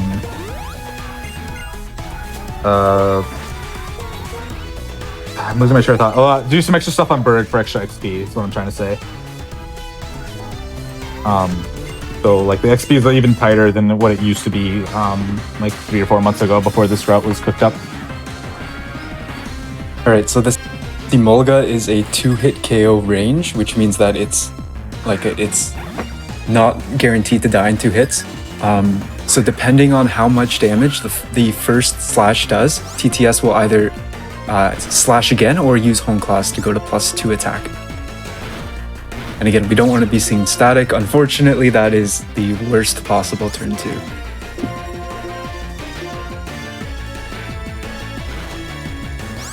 Thankfully, this Emolga can't really do much to us. It just uses Quick Attack or Pursuit, and it only does like 16 damage on average. 17 is the highest common roll. It's a 1 in 16 to do 18. Right. Nice crit. Thanks for that. So this not getting static on this Flaffy is a big one.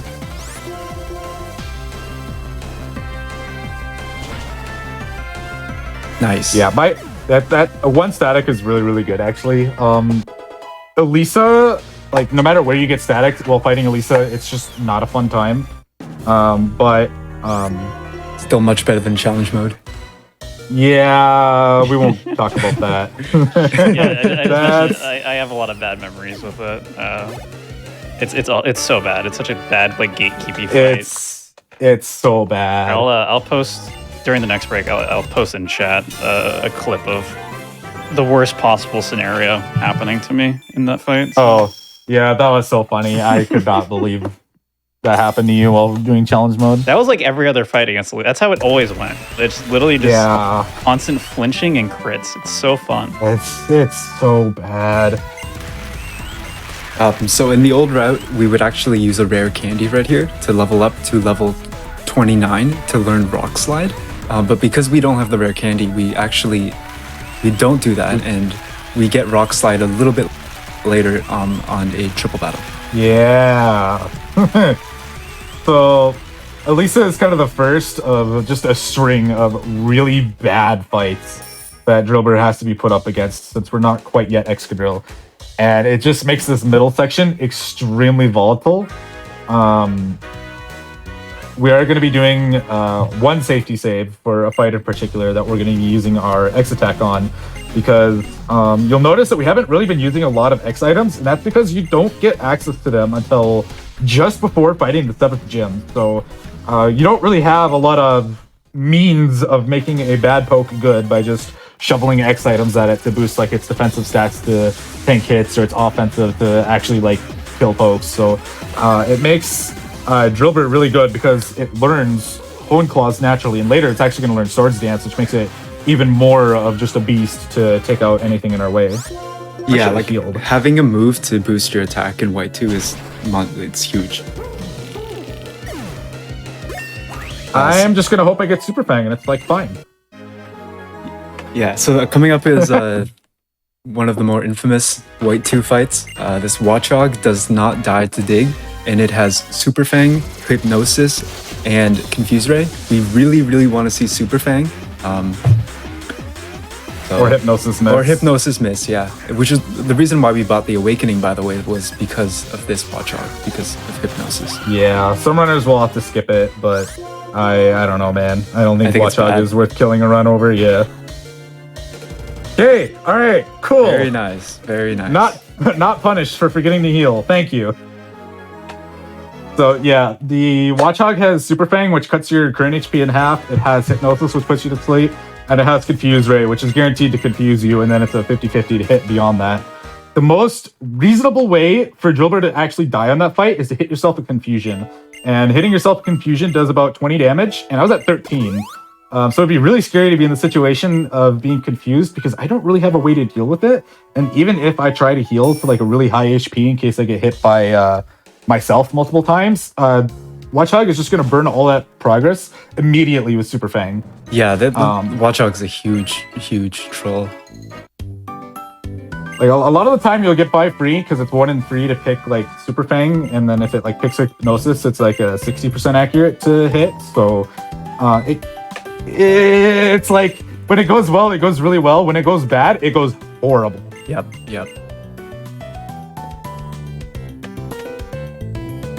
But Bianca is teaching us about hitting grottos here. She hears something.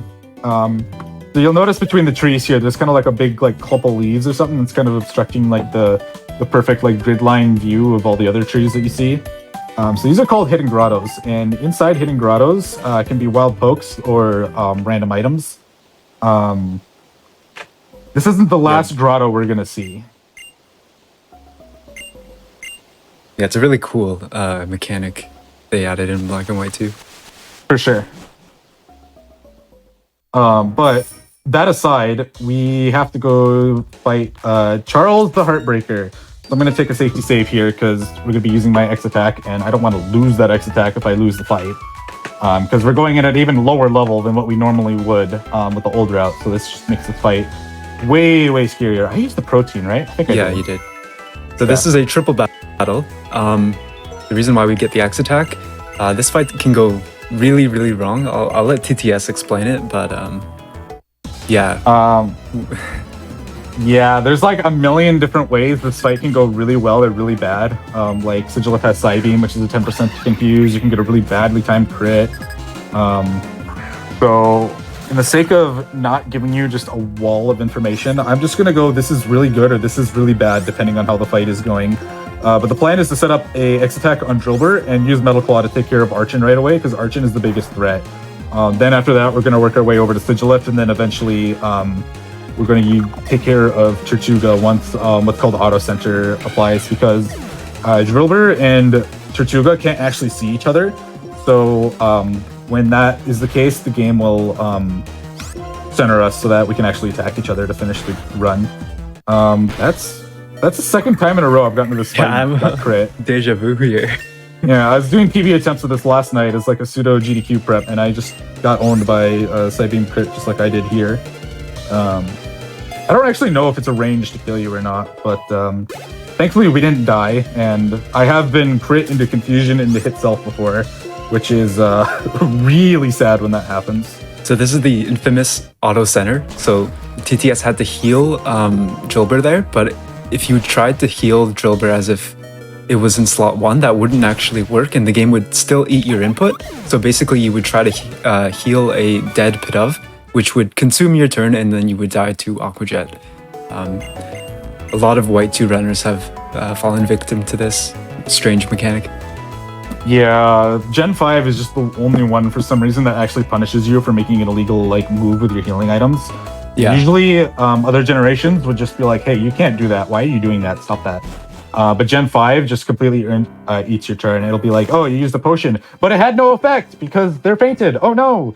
And then you just get completely owned. So, because Joba is the only thing on the field, you know, if I accidentally heal a different slot, it just leaves the door wide open for Tutuga to just completely own me at that health.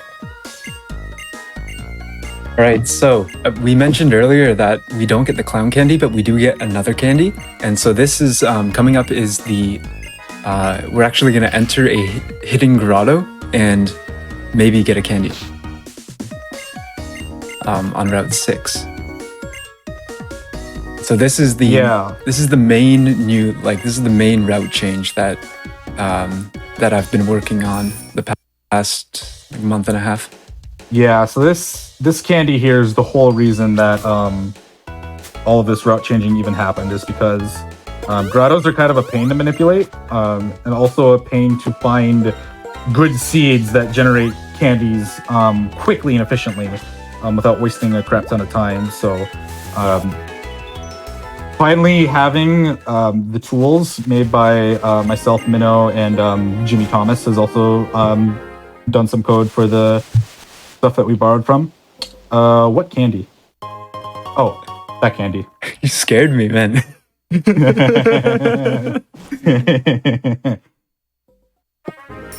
I'm not gonna lie, I kind of half scared myself. I convinced myself with that performance. Okay, so grottos, how they work is that every 256 steps, basically the game does a check on all the grottos to determine should I be filled and with what. So with my Tepig minute way back at the beginning of the game, I specifically did movement that would generate the candy in that grotto for me to pick up later, and it's kind of like a trust fall thing or like a trust me bro thing that'll spawn there later. As long as you're really confident with your nips, though, it's pretty easy to always have it spawn there. All right, so this fight is really bad. Oh, thankfully we got work up. This Herdier can use takedown turn 1, and if it does, it can go really, really poorly because takedown does. I am in heaven right now. This is a really good outcome. Now the Swoobat has attract. We really don't want to see that. It's also a 1 in 16 range to die. We didn't get it, but I'm in love. All right, that's a really good fight. Yeah, you take those because you can get way worse fights. Yeah, you can easily lose like a minute to this fight. Yeah, if Herdier opens with takedown, you just get in a really bad situation. Yeah, you get healed very easily. Yeah. Or you have to risk using Rock Slide, which is a 30% chance to flinch, in order to like kind of stun lock the Herdier. Or it has to miss takedown, which is an 85% accurate move. So there's just a lot of like really bad like things that just kind of start dogpiling on you if you get takedown turn 1. So getting the workup is really nice because it gives me a free turn, but also it starts hitting takedown way harder, and that's really bad if that takedown like crits. That just owns me. All right, so now we Drobler hit level 30. It evolves at 31, so we use the candy and we get Escadrille. Yeah. Which So normally the old route would get Excadrill just after fighting Rude, like you'd get the level up in battle, but with this candy it makes up for the XP that we didn't have up to this point. And if you remember, we actually got red shards in the Numbasa City Pokemon Center, and so there happens to actually be a move tutor here that gives Escadrill the move Iron Head, and Iron Head is absolutely pivotal in this run. It's an excellent move to have, but also because it has an added effect that it's 30% to flinch a Pokemon that it's used on. And flinch is basically immobilize a Pokemon for a given turn. Yeah, you basically just got a free turn, which is so good because you outspeed most things anyway. So anything that you can't one-shot, but you're faster than, you get a chance to just take no damage, which can be so good for certain parts of the run. Yeah, there are some fights in this run where if you flinch, you can save like upwards of a minute. Yeah, just on the 30% flinch alone, you just save a crap ton of time. Yeah. Which kind of makes this a very luck-dependent game sometimes because you just need to get the flinch in order to like not lose a ton of time. And one of those cases is actually coming up really quick here. We're gonna go fight Clay now, which is the ground type gym leader. He has a Sand Slash that's pretty bulky, and we're not quite bulky enough comparative to that Sand Slash to one-shot it. So we're going to be up against a 91% range to two-shot it. And we're also hoping to get the flinch on it because we're faster. Clay's like signature move that he really likes to use is Bulldoze. And Bulldoze drops our speed by one stage, and that actually ends up making us slower than Sand Slash. And because we're weak to ground type moves as a steel type, Bulldoze just hits really hard. Yeah, it's this fight. Clay is the reason why we actually revive Pidove and Psyduck, because if you don't get the flinch, you're actually forced to switch out to reset your speed. Yes. So the gym trainers themselves are not very interesting. It's just kind of spamming Iron Head and taking care of everything because we're an Excadrill at this point. The rest of Clay isn't too crazy. We're going to be swapping into Psyduck to get rid of and Intimidate from Clay's lead, which is Krokorok, because we can't really get the opportunity to get rid of that Intimidate naturally because of the Bulldoze, as we mentioned. It's going to drop our speed. Krokorok has it too. So we're just going to send Psyduck out to kind of take one for the team while we recover Excadrill's attack stat. The big thing as to why we don't lead Psyduck first is because it just takes too much time to consider. Whoops, that's not the right way. Let me fix that. I thought I went up 3 already. Thank God that one doesn't have a trainer. I wasn't sure. So, yeah, right? Like, who's there? So it just takes too much time to have a separate menu to swap Psyduck to the front and then pull them back into like a different slot in the party later, so... Yeah, That's so why we just really want to see a stuff here. flinch on this Sand Slash. I think it saves like 20 seconds to get. Yeah, it's insane how much it saves.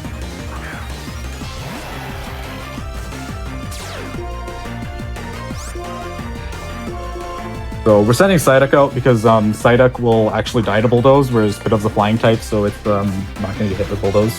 The Krokorok can sometimes be a troll and use Torment too, which just wastes time because then Psyduck's just standing there like, what do I do? This Krokorok's also a 15 and 16 range if we don't use the protein. Yes.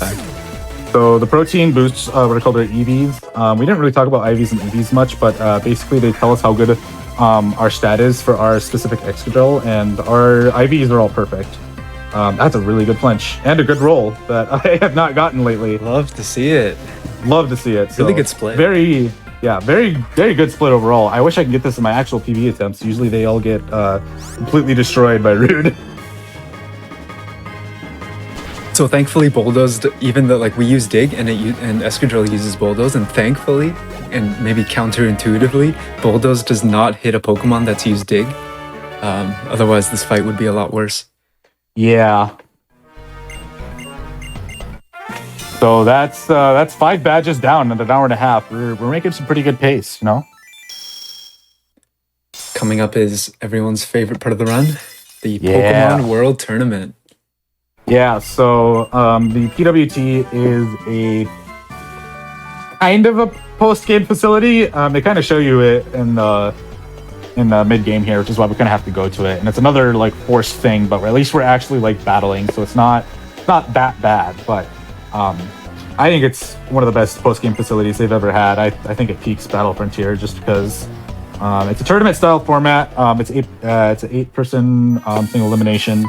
And when you get to the post game, a lot of different cups open up where you fight the previous gym leaders from Gen 1 to 4, along with the Gen 5 ones. And you also get a Champions Cup later, which introduces all the champions from all the previous regions. And it's just such a fun facility to participate in because you get that wave of nostalgia fighting all of the gym leaders from previous generations. And you also get...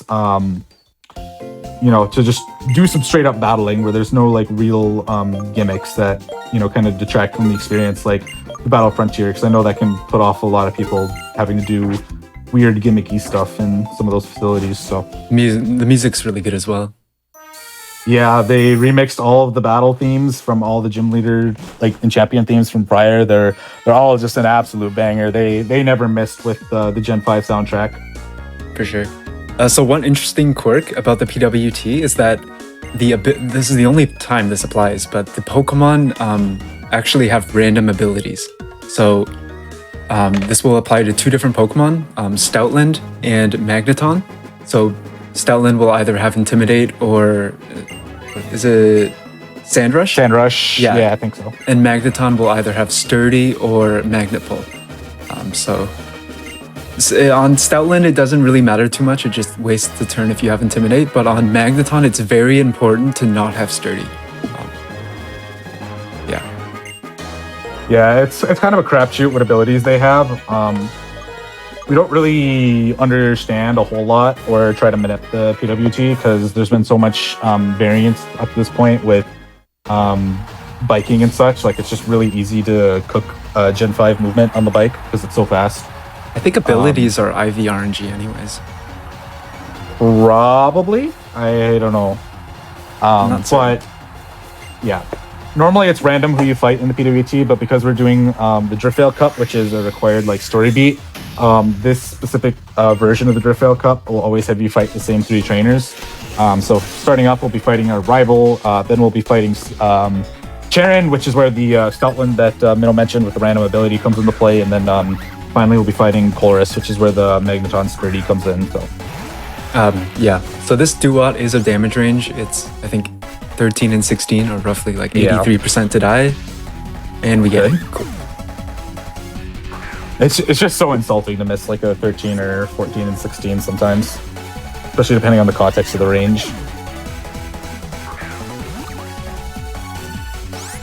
This okay, no detect.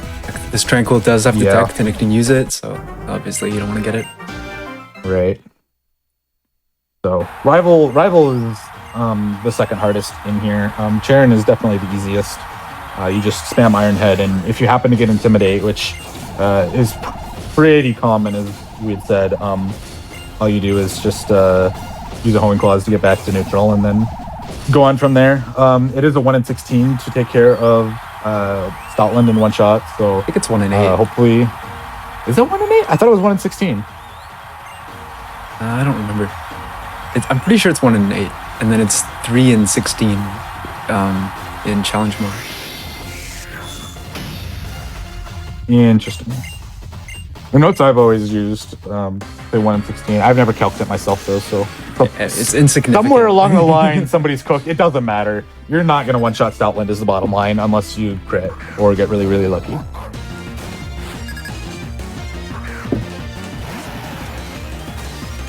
So yeah, there's the Intimidate, so that's just my cue to Hone Claws, and then I can just spam Iron Head the way out. Clenching Stoutland would be nice, but it's not necessary. Oh, well, as I said it. Very nice. I'm 2 for 2 on flinches. I wish I could get this in my normal PP attempt. Guess it's that marathon luck for you. The good kind of marathon luck, not the bad kind.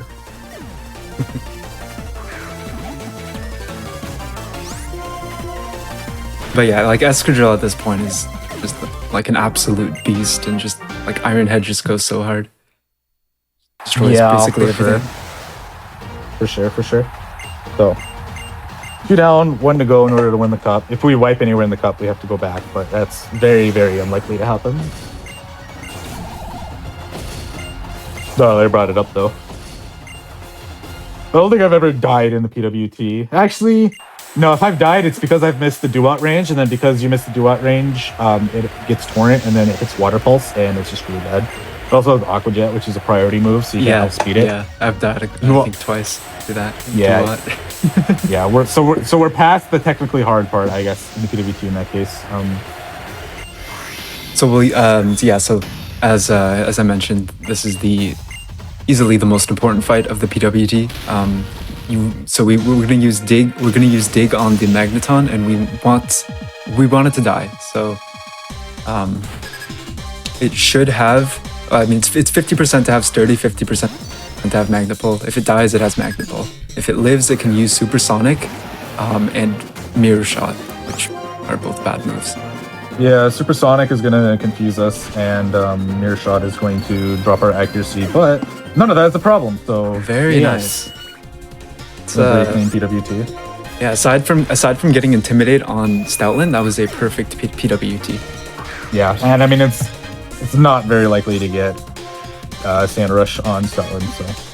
At least for me, like, I only get it, like, a very niche handful of times. I mean, it's a coin flip. I know, but, like, the coin flip just gets so heavily weighted to be Intimidate for me. I never see Sand Rush.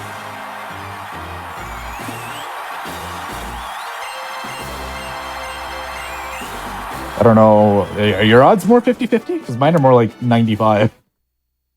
I mean, I don't keep track because it's like so insignificant. Right. I'm just spitballing it myself. I don't have like an actual like spreadsheet saying, oh, it's so many times, but yeah. So we get 1 BP from winning the tournament, and this is actually like huge. We actually use this BP to buy a Carbos, which is used later in the run to outspeed a specific Pokemon. Yeah, so although our Excadrill is really good, it just needs a little extra help with these vitamins. Vitamins boost our EVs, which go on top of our IVs to make our stats even better. Normally you get EVs off of like killing wild pokes or trainers pokes. Each like species of Pokemon has like a specific amount of EVs that they like give out to you. So yeah, we don't go out of our way to get those EVs from like wild pokes and stuff, but using these vitamins helps in the stats that matters, which is our attack and speed in this case. Yeah, so usually killing a Pokemon will yield between 1 and 3 EVs in some specific stat, and a Carbos boosts the speed EV by 10 EV points. Yes. So it's the equivalent of killing like 10 wild pokes that give 1 speed EV, for example. Yeah. Which, depending on what level you are, it can make the difference or not. It's a pretty insignificant amount, but it's just enough to get us over the edge to outspeed certain things that are very scary without the Carbos. So we'll be picking up 2 Carbos, so we'll actually get 20 speed EVs. But we're not going to use it until we get the second one, because it's more efficient to use them together. Because in Gen 5, when you use a healing item, you don't get immediately pulled back into the bag after like you finish healing with like a potion, for example. So you can kind of, if you have multiple things, you can just keep spamming on like the poke to keep using it over and over. And this is the first generation that did that. I know other gens followed suit after that. So unfortunately, this copying looks like it's a range, but it isn't. It's barely not, and it sucks. It's a range in challenge mode. Yeah. This Plasma Grunt fight is the best, is because he says it's Trubbish time, and I think of Morbius every time. I've never thought about that. Yeah. When I noticed that, I'm like, oh my god, he's making a Morbius reference in 2012. I can't believe it. This guy's my hero.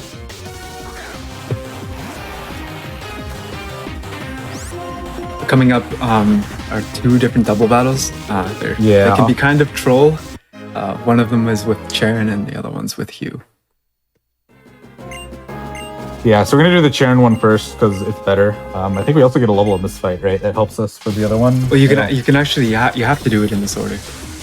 Oh, you do? I didn't know. I thought you had the option. No, I never knew that. You would think, right? Right? I thought someone like when they first routed this, just like, you know, weighed the options and weighed Charon was better, and I've always just blindly followed it. But okay. So yeah, what we're gonna do is we're gonna lead with a Rock Slide here. It's a range to kill Golbat, or not if you just straight up miss. Minimize, that's not great. Grimer avoided the attack, that's expected with a 90 accurate Rock Slide. Alright, at least Stoutland cleaned it up, so gonna lose a turn here overall, I think. Yeah, because you missed Golbat. Yeah, no, maybe. I don't know. I'm thinking about it way too much. Yeah, a little unfortunate there. That Grimer also has Mud Bomb, which dropped their accuracy. It's Mud Bomb, right? Yeah, Mud Bomb. Or is it Mud Slap? Mud Bomb. Okay. Which has a chance of dropping accuracy. Okay, right. So I want you guys to pay attention to what Duat does in this battle, because it can be an absolute idiot. This Duat is either the GOAT or blind as a bat.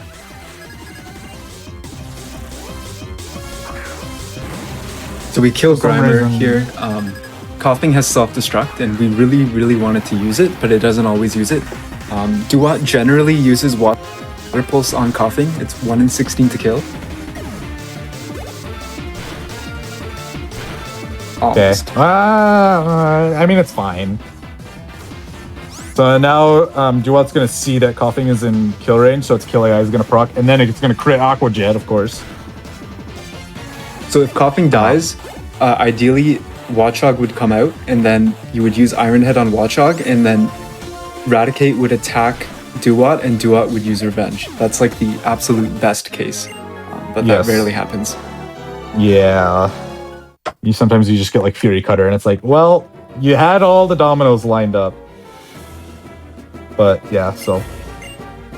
I think I've gotten like Revenge on Coughing once. Water Pulse also does have a small chance to confuse, so sometimes Coughing can confuse itself and then hit itself with confusion, which is slow but funny because it's also really free to get through the rest of the fight then. Because we're definitely trying to keep an eye on our health and keep it as high as possible. Now our next significant fight is Skyla. We have one more mandatory trainer we have to fight, but then next we'll be dealing with Skyla. So having as much health as possible for Skyla is great because then that lets us avoid healing for like the small section after before we get a free heal. So kind of helps us save a menu if we can get away with it by having just extremely high health and then getting a really good Skyla fight with like flinches and stuff. Yep. Hey you. So you'll see TTS repel on this specific tile. The reason why will be apparent soon. I kind of cooked the specific tile, but You can just enter Charon, I think, too early. I mean, too late? I'm not worried about it, really. I'm not worried about the charge stone setup. So I'll get it. 20 max repels is enough for me to get through the end of the game. I actually only need 17, but it's easier to buy 20. If you can get the exact repels, it's nice, because then on the very last repel prompt at the end of the game, you would just get repel wear off, and you wouldn't have the extra, like, would you like to use a second one prompt and all that stuff, but that's just kind of like a really micromanaging thing, and it's really dependent on if the time to, you know, buy all the stuff and make the shopping work out versus the time you actually save by having that last prompt. Something I've been So coming lazy. up is what is known as a run to bike, and so as the name suggests, there's a spinner coming up, and so we're gonna run, which allows the spinner to hear us and face a specific direction, and then we're gonna get on the bike to pass them quickly. And so instead of having to open the menu and wait for them to spin, we can actually just execute this movement, and with how the cycle works out, we can do this movement every time, and it will always get a guaranteed pass. And so you'll see this happen. You'll see. You just saw it happen, but you'll see it happen. I think One more time. So One more hey, time coming up. Yeah, one more time, and then you never see it again. So you better keep your eyes peeled for it if you missed it. If you're a fan of Run to Bikes, you should watch Gen 3 speedruns because they happen a lot more. They're also a lot more like tricky in that game. This game, like passing spinners on the bike, is like the freest thing ever. Yeah. So I'm gonna pick up another protein here. This one is kind of optional for the route, but for marathon's sake, I'm gonna pick it up as a means of just having some better ranges, especially in the late game. I gotta remember to actually use it though. That's always my trouble when I pick up the marathon protein. So it's also just a good protein to pick up as a beginner runner too, because it just makes some ranges better. Guarantees a couple. Some others go from like a 12 in 16 to a 13 in 16, stuff like that.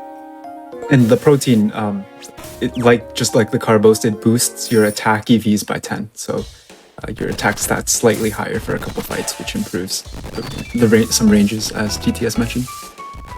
So that's probably not going to be the last S-Cloud you see. Because I'm not holding RNG minute at this point, and it'd be very difficult to do so on the bike anyway. Every 20 steps I'm taking, there's just a happenstance that a cloud will spawn. And where that cloud spawns is completely random. It'll spawn anywhere between an 11 by 11 grid centered around me. So it's just a matter of making sure it's not one that I'm going to directly run into. And if it is, I'm going to be hoping that it's one that is far enough away for me to react to. But because biking is so fast in this game, it's very easy to clear those 5 or 6 tiles that's in front of you. So you just sometimes can get completely owned by the dust clouds or shaking grass or what have you in the run, and it's really soul crushing when it does because it's like a 12-second time loss if you get an encounter out of them. Yeah, you can actually get items from dust clouds as well. So if we do happen to run into a dust cloud, we'd rather it be an item. You can get gems and evolution stones, so it's just faster than getting an encounter. If we got a ground gem, it is so good, but it is so rare to get one amongst all the other random items that you can get in the clouds, as well as the fact that you can just get an encounter and lose like more time. Yeah. So, oh well. So for us to fight Skyla, what we're going to do first is we're going to go off the Celestial Tower and follow up with Professor Juniper. She's doing like some research, something rather up here. We're also going to pick up this elixir so that we can restore our moves PP later. Juniper has a lucky egg for us, which helps tremendously in the amount of trainers that we have to fight because how experience works in Gen 5 is if we are lower level than the what we're fighting, we get more EXP, but if we're higher level, we get less. And the lucky egg kind of helps us a little bit because the 1.5 experience gain that we get by holding the lucky egg is just so good. Yeah. This And is also we where need we're to gonna go here ahead and teach anyways. our- Like you could fight Skyla first, but you would then have to still go to the Celestic Tower. So like the game basically forces you to get a lucky egg, which is like absolutely sick. Yeah. So this is also the opportunity where we're going to teach all our HMs to get through the run. Do I have the spinner pass? I don't remember. I think I do. I don't know. I think I do. I did. Okay. I just held down and prayed, so. Oh, isn't she like a triple battle or something? I can't remember. No, she isn't. The last Okay. after the pole is. Yeah, I knew that last that you go all the way around is, so okay. Okay, so coming up is a very recent discovery. There's actually faster movement in this. I found faster movement for this gym.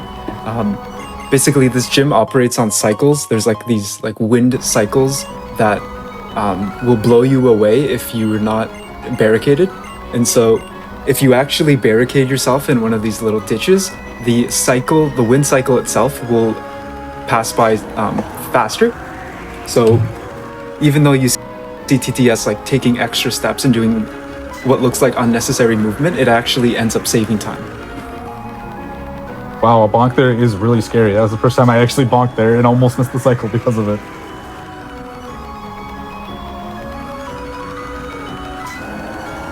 Yeah, if you get blowed back, the trainers will turn around to see you and then battle you, which is not very nice. Yeah, if this you gym wanna probably feel- has the hardest movement for like any Pokemon speedrun. Yeah, this is the heaviest execution-based one, especially with the new movement. So this is going to be another safety save because I'm going to actually be using my X speed here. And if I don't, or if I lose my X speed, this fight is like near impossible for Excadrill because Skyla has a Swanna that uses Bubble Beam. And it outspeeds Bubble you. Beam just owns us. Yes, and it's faster. So there's just no real chance for us to comfortably get through this fight without that X speed, without going around and like grinding a ton. Yeah. So, The Skyla itself is not a difficult fight. Like it can go wrong, but you're not really at risk for dying. You're Right. pretty likely to win. I Hone Claws first. That's a strange move of me. So usually you start the X speed and then you Hone Claws because that gets rid of the chance for Swoobat to flinch you with Heart Stamp. But you know, I'm feeling frisky on a Saturday. So 13 and 16 with the protein that took care of the Swoobat, no problem. And this Swanna is this- usually a 15 and 16, but because we use the Yeah. protein, it's guaranteed, which is Yeah.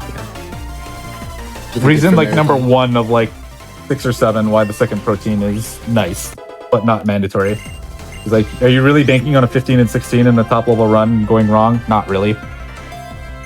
And as we hit level 36, we learn Earthquake. So Excadrill now has Iron Head, Rock Slide, Earthquake, and Hone Claws. And believe it Which or is not, such a good move. it's gonna get better. Right. So I'm gonna Iron Head this, especially because I have the protein. Depending on the Rock Slide roll, you don't really want to put Skarmory in heal range. because Skyla will use a hyper on it if it's below 25%. So that rock slide roll looked really, really good. So I was using an Iron Head there to kind of keep it out of kill range, and then finish it off with that last Iron Head. So that Skarmory can also be like a big troll because it uses Steel Wing, and Steel Wing has a 10% chance of boosting its defense.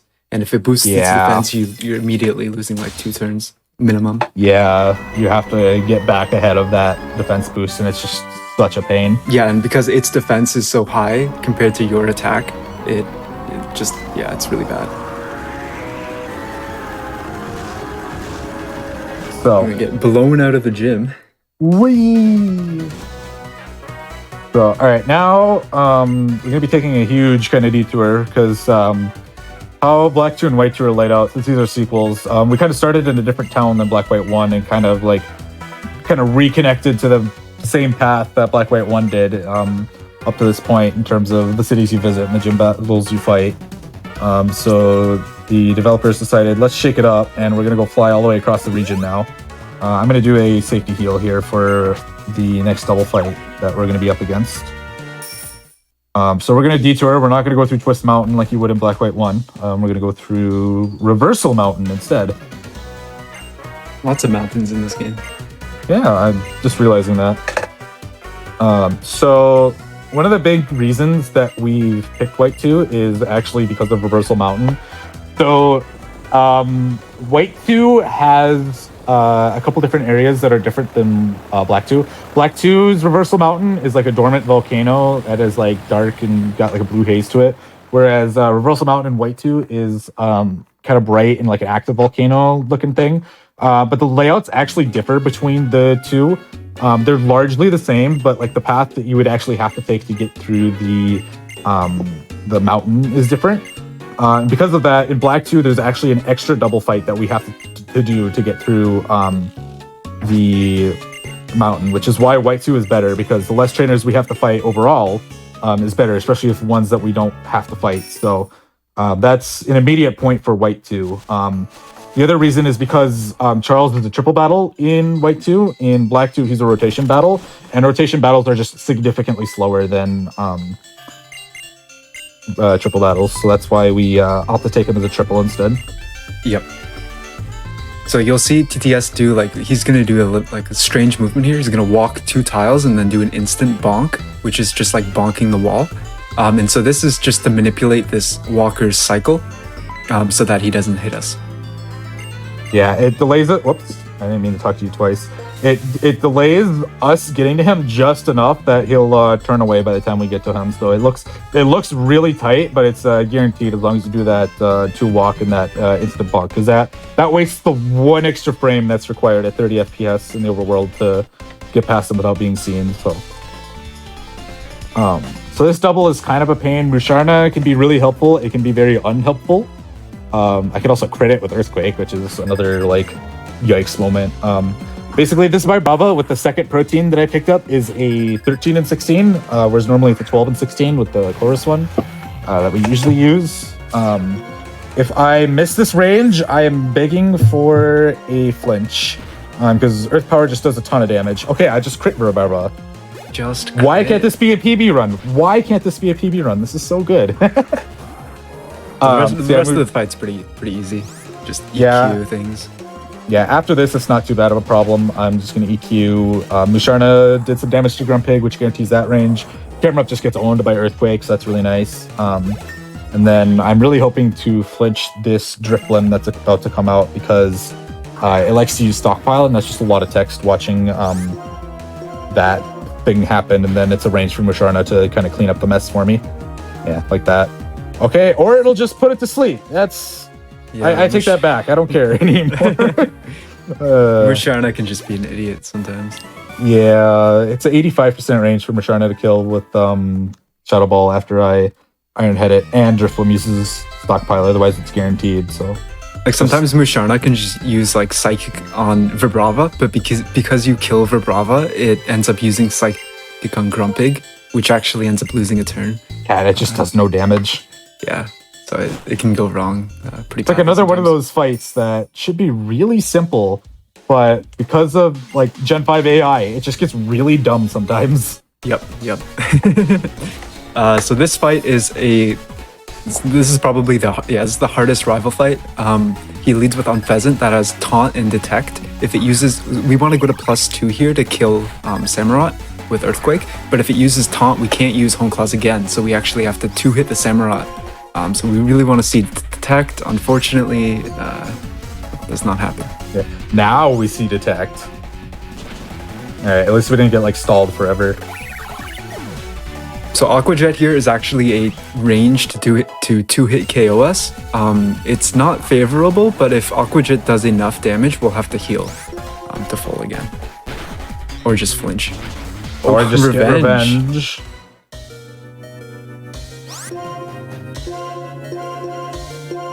This is my revenge arc. Low roll. That's fine. Yeah, it's just scary. Okay, it's fine. Not a great fight because you have to heal now before the next double fight.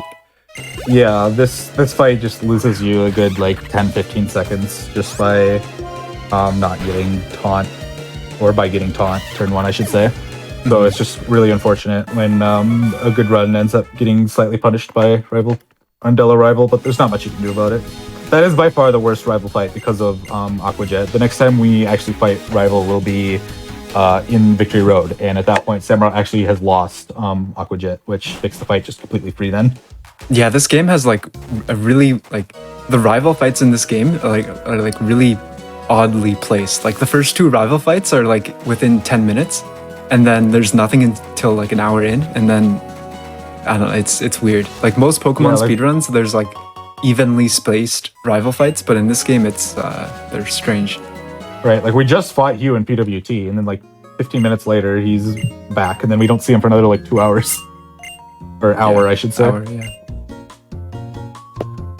So here's another really long like lore dump. This game is pretty good at pacing the story, except for some light like moments where it just really like hammers on like lore about Reshiram, Zekrom, Kyurem, Team Plasma, whatever it can throw at us. So this is just kind of one of those sections where you're mashing a lot to get through text about the background of Lacanosa Town and why everyone goes inside at night and why Kyurem is such a threat to them and yada yada yada. Fun fact, it is actually faster to have a nighttime seed because as you mentioned, this old lady that we just saw will actually be in her house at nighttime. So if you arrive here at night, she isn't outside to greet you, which saves, I think, like a second. Because she doesn't have to walk into the house. Yeah. I did not know that. Yeah. What? Oh, I've been robbed all this time. Reroute. I thought the biggest time save was because there's a parasol lady under the bridge here that's kind of cutting off our vision here, and she can sometimes block you because you just cannot tell where she is until you bike down and then just bonk into her. Well, that as well, but yeah.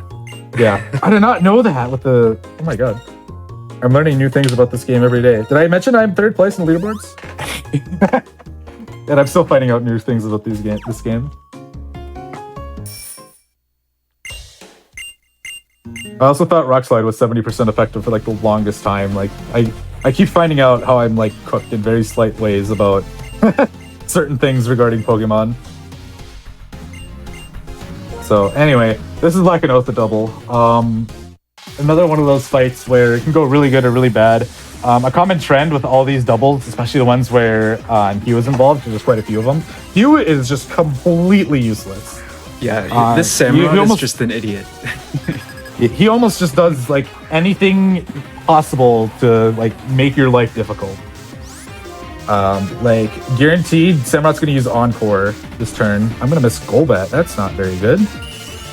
I'll just Iron Head Golbat, and then EQ should take care of it, right? EQ kills both, right? Sneasel? Yeah, Sneasel and Garbodor at the same time. I think so, yeah. So yeah. So yeah, Samurott used Revenge. You can see how well that went for Golbat.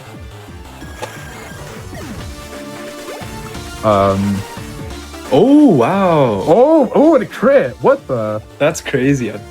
Usually right. Samurott's a complete idiot, but yeah. Well, also because you Snatch, and I guess Snatch is not as slow priority as Revenge. Snatch is negative priority. Yeah, that's what helped proc Revenge to do so much. And then the crit. Wow. We hit 42 here, get the best move in the game, Swords Dance. Yeah, so that rounds out our moveset now. Iron Head, Swords Dance, Rock Slide, and Earthquake. It's just so good for anything that we have to take care of for the rest of the run here, so.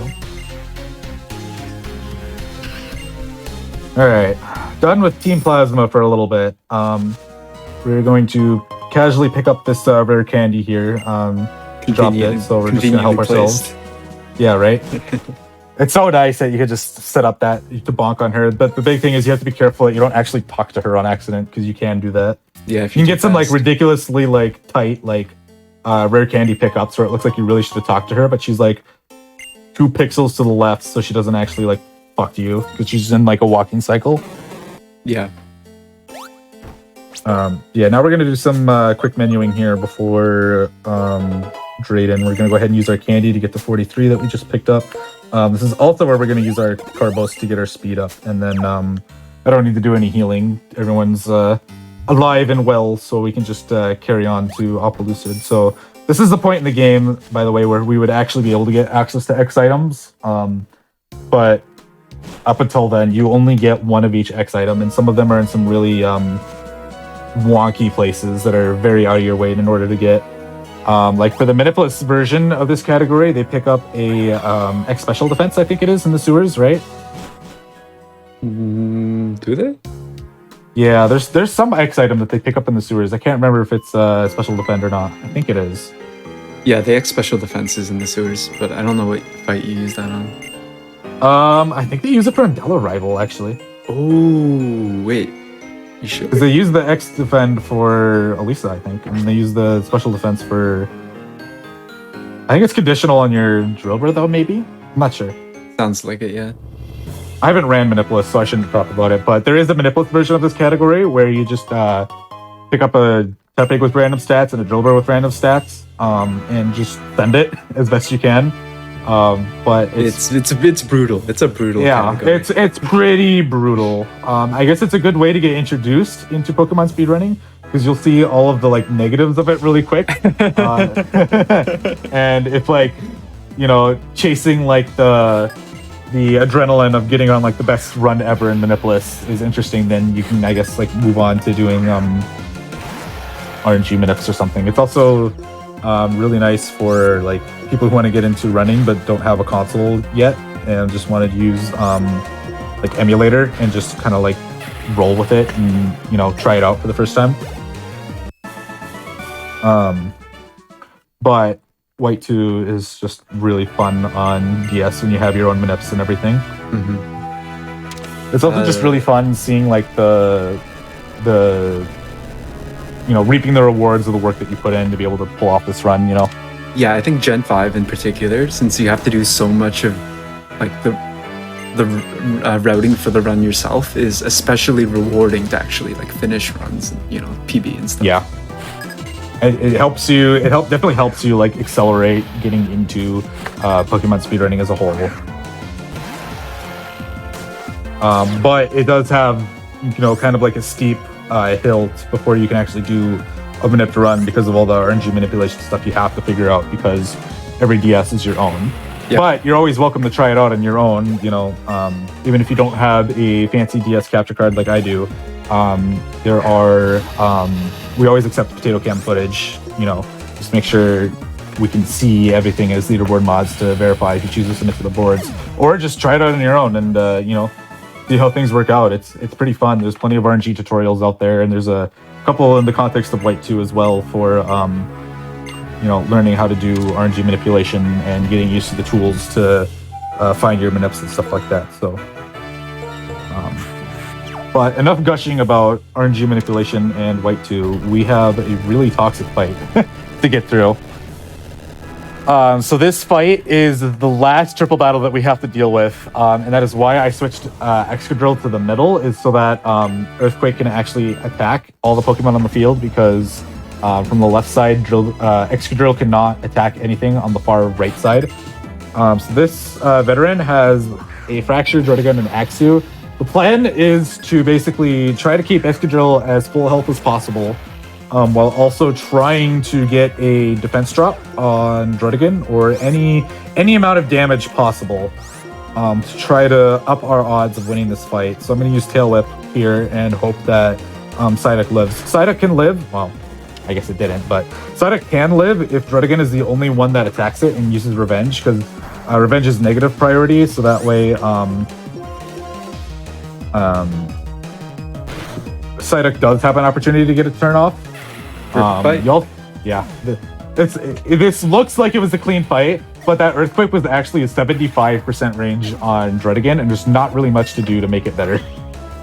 Yeah, even getting the protein doesn't improve the range. Yes. So, thankfully, we don't have any issues. Although that's like the 175% that feels like 100% for me, or like 95%. Like, it's very rare that I miss that range.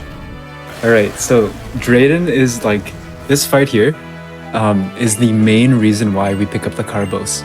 So his Flygon is 105 speed, with speed stats 105, and we just barely outspeed it by getting 2 Carboses and that candy. So we have 106 speed fighting it, which it's super close. And, Yeah, if it has Earth Power, which does like 70% of your HP or something, so you absolutely need to outspeed it. Like right now, you'd be dead to Earth Power if you didn't outspeed it. Right.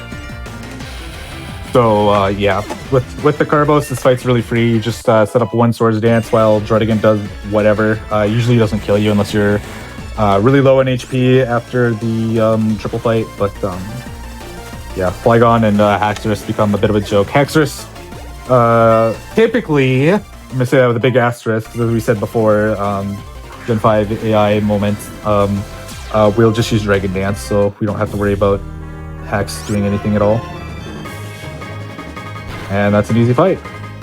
So with Drayden done here, I think it is an excellent time for a break here. So I'm going to go ahead and count us down for a break in 3, 2, 1, now. Cool. That is all 8 gym badges done. Oh my gosh. So we're going to take another quick break before we get to this probably last leg of the White 2 any% speedrun done by TTS. Once again, if you're not already following TTS and Minnow, please do so. The Twitch names are showing on stream. Please drop them a follow if you're enjoying the run at all. Some quick announcements before we go to the break. Join us February 17th and 18th for a celebration of Black speedrunning talent and Black joy. We're going to have Unapologetically Black and Fast. It's a speedrun marathon. Submissions are now open for UBAF through January 9th. And you can use the command !UBAF in chat for more information.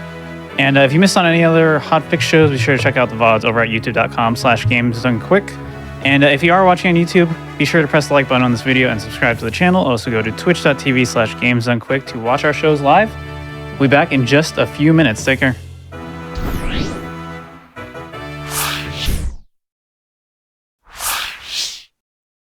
Hello and welcome back everybody to the GDQ Hotfix. We are entering the final stretch of our Pokemon White 2 any% speedrun by TTS for life.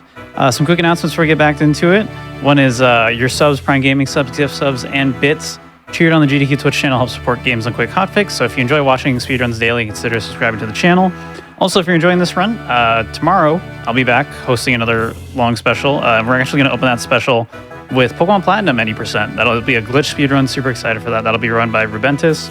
That'll be 1 p.m. Eastern. So if you're interested in that, be sure to tune in tomorrow as well. And why don't you go ahead and count us back into the run, TTS? Sure thing. We can go ahead and get started on the run in 3, 2, 1, go. So, yeah, definitely you guys want to show up for the Plat any% tomorrow. I have been hanging out with Rubentus and March while they've been prepping for their showcase for tomorrow, and some of the stuff that they have been working on the last 2 weeks has been absolutely amazing to see. So you're definitely going to want to tune in for that. They put a lot of hard work into that showcase for tomorrow. So, but focusing, yeah, right. So focusing back on this, we now have all 8 gym badges, and we have about an hour of game time left. No, we have 7. You're right. We have 7. The black white one brain in me just has Drayden permanently stamped as gym 8. So I always think of him as the 8th gym leader. I also don't want to think about the 8th gym I leader think I because said he it. sucks. I think I said that earlier. Yeah, my bad. Yeah, I think you planted that in my brain that's too. a Black White 1 moment for sure. My bad. All good. We've all done that with Drayden before, so. I mean, he's just objectively the best gym. Like, he's got the best gym theme. Like, all the custom gym themes in this game are amazing. But I think Drayden's is my favorite, followed closely by Clay and Lisa. This game also does the classic Pokemon thing of after Gym 7, you do a bunch of plot for a while. And that also always throws me off for like pacing of, oh yeah, I always forget Marlin exists, right? Yeah, right. Yeah. So a lot of bad guy stuff. We do have one more gym badge, but compared to how much bad guy stuff we're about to have, yeah, it's have fun. So Drayden's talking about lore and stuff about Kiram and Kiram being like a husk of its former self and using like DNA splicers or something helps like make it whole with something else. I don't really understand the lore or the logic of this. I'm not going to pretend I'm an expert in Gen 5 lore. I just really like the game, so I run them. But we're going to watch Team Plasma do some really naughty things. That's a big ship with a big cannon, a lot of ice. I can't believe the humanity. Oh, you guys remember the Pokemon Generations when those used to come out and they did the one on this scene? That was probably my favorite of all of them. I don't know if any of you guys have ever seen them. I've never seen any of them, no, but I've heard good You've things. Never seen them? Yeah. Oh, they're so good. The Gen 5 ones. Oh my god, I have to keep going back to them because they're so good. Oh, to watch I've only them. watched the Gen 1 ones. Anyway, You gotta. like just a reminder, this is a DS game. Like, Yeah, right. pretty cool. Yeah, this specific scene gets a short in like the Pokemon Generations like web series that came out back when Gen 6 was the hot new gen, I think. So that was like what, almost 10 years ago at this point. Oh my god. I'm getting old. Way too old. But yeah. Anyway, so they're gonna freeze the city and hold the city as ransom for the DNA splicers. Drayden is not really wanting to budge, so we're just gonna try and get rid of them, which involves us fighting a bunch of plasma grunts. These fights are very not interesting because everything dies now because our Excadrill is just really good. Yeah, we just Earthquake or Iron Head or Rock Slide basically every Pokemon. The only Pokemon that lives is a Weezing on the third fight. Always the coughing and wheezing, you know. I just can never like get the satisfaction of one-shotting them in this run. Right? It's always the damn Unless you Levitate. crit. Yeah, I know. Can't EQ them. We can EQ this buck though. That's great. Yeah, there's 3 grunts scattered around the city. We have to take care of them before like Zinzolin shows up, and then we have to take care of Zinzolin. It's a whole thing. What else about Neo Team Plasma that we can talk about? I don't know. These guys. Their theme is great. I guess their theme is pretty good. It gets pretty old though with how much you hear. It does. Especially when you're speedrunning. You just get so much of the same like first minute of the theme back to back that I've grown sick of it. But you know, the first couple times it's like, yeah, this is a really good theme. Of course I had the Rock Slide miss Golbat. That's what, 2 miss so far? I missed no, that's 3 miss. Yeah. I've missed, yeah. Golbat.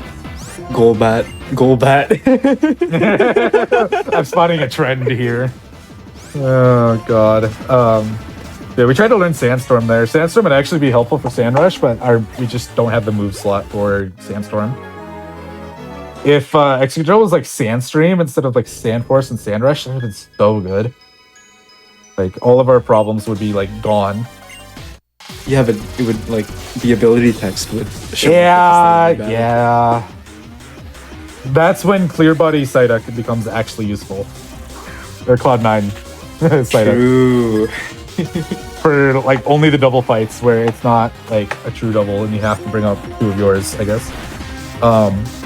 We're mentioning Psyduck's ability because my Psyduck is specifically manipped to be damp all of like 2 hours ago at this point. Damp makes it so that explosion can't proc. Like if someone tries to use explosion, it gets blocked by damp and it doesn't happen. That's not the real reason why we get damp on Psyduck though. The biggest reason is because Cloud 9 will appear in battle, like Intimidate or what else, like Sandstream, as I just mentioned, and stuff like that. And that just ends up costing time in the like 2 triple battles where he's out. It's not a big thing, but it's a nice little optimization that you should try to look out for when you're running your manips. Yeah, it saves It's definitely not necessary, but yeah, right. Not too much. So anyway, Zinzalin has a lot of Cryogonal, and we'll just use a lot of Iron Head on him. He also has Weavile, which we'll take out with Earthquake, but Weavile is also tricky to route around because we're going to see Weavile a couple times, and it has the ability Pressure. And Pressure makes it so that whenever we use a move against it, it actually costs us 2 PP to use instead of 1, which can make PP routing kind of tough, especially in this late game. We did pick up the Elixir and the Max Ether to kind of help us with this later section here. We're definitely going to need both to get to the end of the game here because our second to last free heal is coming up with Drayden here. And we're not going to visit a center until the end of the game. Ideally, we're not going to visit a center. We could get a really bad crit and get wiped back to a center, but that's extremely unlikely. The Drayden just like takes out the DNA splicers for some reason and just shows them in front of us. I don't know why, but yeah, he's like, oh, Team Plasma is looking for the DNA splicers. Here, let me go grab them from my secret location, which is probably like the fire extinguisher, like break glass at the entrance of the gym, given how quickly he comes back. You know, and then the Shadow Triad, being like the stealth ninjas that they are, just swipe it from our hands. So now they're running off with it, and we have to go fight this one to try and get them back, but they're not going to give it to us because plot reasons. And then we're going to have to go run around and chase them down and all that fun stuff. So that'll be the next like hour. So yeah. But since now that we're getting to the end game, there's a couple of things that we may as well bring up about White 2. Me and Minnow have tried to cook a lot of different strategies for the end game here because there's a lot of different things that you can do that technically save time, but they also introduce a lot of risk. None of these that I'll be showing off in the context of the Sparathon run, unfortunately, but I feel like it's not a bad idea to go over them anyway. One of the biggest ones that we've cooked is what's known as Lucky Egg Unequip. So coming up, there will be a fly menu after we take care of a bunch of plasma grunts on their ship again after we get the 8th gym badge. It's a whole thing, don't worry about it. But then what we do is we would unequip the Lucky Egg there and then just like freeball the end of the game with less XP because we would save time in text seeing like the like Excadrill gained X amount of XP versus Excadrill gained a boosted amount when holding Lucky Egg. So you just save time in text and also in level ups. Over the course of the end game, when you do that, it masks out to be like about 20 seconds. But it makes the end game extremely risky, especially in a marathon setting. So I can't really show that off to you guys today. But it introduces a bunch of ranges on things that we don't want to be ranges. Yeah, it's kind of a YOLO strat if you're not going for a top time. Yeah, it's a good YOLO like cope strat at the very end of the run when you need like 20 seconds to make the difference between, you know, world record or not world record, or PB or not PB, depending on how you value the quality of your PB and if it's a risk you're willing to take. It's and it just makes the Elite Four just a real crapshoot on which one is the best to go for first, because in this generation you can fight any of the Elite Four in any order. So the picture gets really fuzzy when you do what we call Lucky Egg Unequip, the which one to fight first and what order and all that stuff. So, but we've also tried to incorporate a PP up into this route. So PP up is an item that raises the max amount of PP your moves have. Like my Iron Head has 15 and Earthquake has 10. You could justify picking up a PP up and using it on Earthquake to get more Earthquakes. and that would help skip having to pick up both the max elixir, or sorry, the max ether and the elixir that we picked up, but at the cost of instead taking a bed heal in the Frigate 2, which is what we'll be going to shortly after this gym here.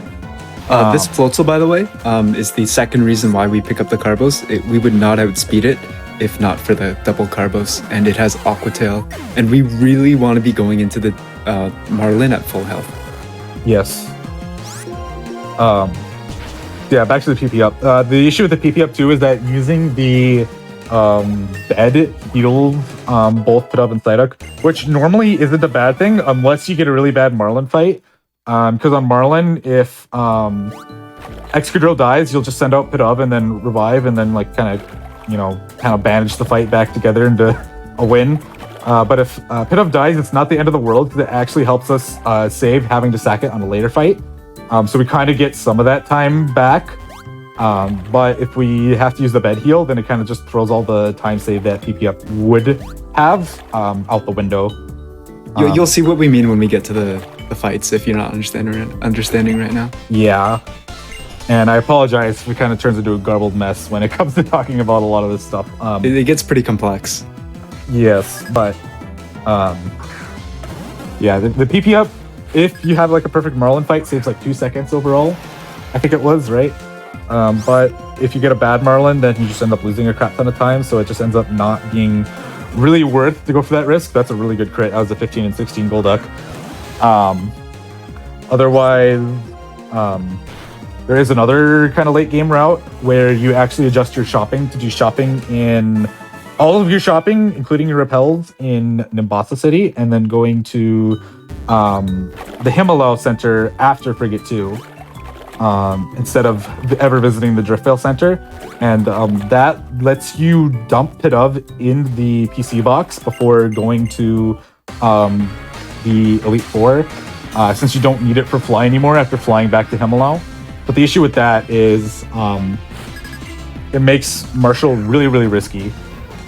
More on that later. We have a really, really risky fight with Marlin. I'm hoping to get the flinch here with Ironhead on Caracosta. If not, I want Shell Smash. No. Boy, we're really gonna have some fun here, aren't we? Yeah, so Marlin is like the second worst fight in the late game. Yeah, so ideally you want to either flinch or you want it to go for Shell Smash. Since I got Scald here, I'm going to actually have to force a death with Ironhead, unless I get the flinch. Okay. So now Jellicent is going to come out, and we're gonna do the same thing. So we're gonna go for Ironhead, hope to flinch, and if we don't flinch, we die. But if we do flinch, we can just Earthquake. Yeah. First body. Damn. Okay, Brian. That's unlucky, but it's not unexpected either with Scald. But as I said, we can sack Pidove now, and we don't have to do it later, which is kind of makes up for it. So we'll just revive Excadrill, and then we'll go ahead and throw EQ out there, and that'll take care of Marlin for us. So not the S tier fight where Caracosta does effectively nothing, and then Wailord uses Amnesia while we set up Swords Dance and then Sweep. But you know, we lived. That's what matters most. Yeah, so we need to kill Pidove anyways. So like, dying there it sucks, but it's not as big of a time loss as it may seem. Right. Getting burned there is not the end of the world. But you still have to like die and revive. Like you can't. There's no real world where you can get away with using like a burn or a full heal to get rid of the burn. Yeah, because you just died a Scald turn 2. Yeah, we just don't get full restores in this run, so you're kind of stuck with either healing HP or healing status, or die to heal both. That's kind of your options. Yeah. When it comes to this run. And burn is a 30% with Scald, so thankfully that didn't happen here. A lot of 30% to be really good or really bad. Yeah. Between flinches, burns, paras, poison. Like, it's just so much. But now that we're done with Marlin, we're going to have to do some more housekeeping stuff to take care of Team Plasma. But on the way there, we're going to get to do probably the coolest new piece of tech introduced into White 2. So not too long ago, like late last summer, the logic for how dust clouds spawned was fully understood. We always knew that dust clouds spawned after taking 20 steps. It'll do like a check to see if one should spawn, and then if the check fails and it doesn't spawn, then it'll do it again later. I almost forgot to do earthquake. But we never fully understood the how the clouds spawned. So how the clouds spawn is of a 11 by 11 grid centered around the player. There are 4 different quadrants that the cloud could spawn in. These quadrants are not perfect squares. They're actually rectangles kind of overlapping each other. And what the game will do is it'll just pick a random like quadrant, and then out of those tiles, it'll pick a random tile out of what all the game considers a valid tile. So the game will take all the tiles starting from the top left and kind of work like you're reading a book to put all the tiles together that a cloud could theoretically spawn on, or whatever the phenomenon is. And then out of that list, it'll spawn on that specific tile. So what I'm going to be doing is I'm going to be taking advantage of that knowledge to do a save and quit here, and then set my DS time to manip phenomenon in order to skip 2 trainers. Yeah, so this... like, sorry, go ahead. Yeah, so what's interesting about phenomenons, so like rippling bubbles and dust clouds, is that they actually block a trainer's vision if spawned like in their vision. So TTS is now going to do a save and quit manipulation and manipulate these rippling bubbles and dust clouds to spawn in front of otherwise mandatory trainers.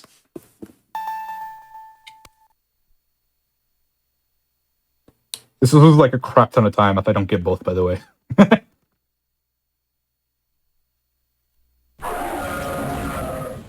He's also the only one that does this strat. Like, yes, Record I am doesn't the do only... it. Yeah. Super sick. Like, I am the coolest only one strat in who Y2 has- by far. Yeah, I'm the only one who has cooked this, so I'm really glad Etchy allowed me to go on. Otherwise, I would have had to like ship my DS to Minnow if he wanted to show it off. So anyway, I'm gonna focus on movement here because it's kind of tricky, but it's not that bad.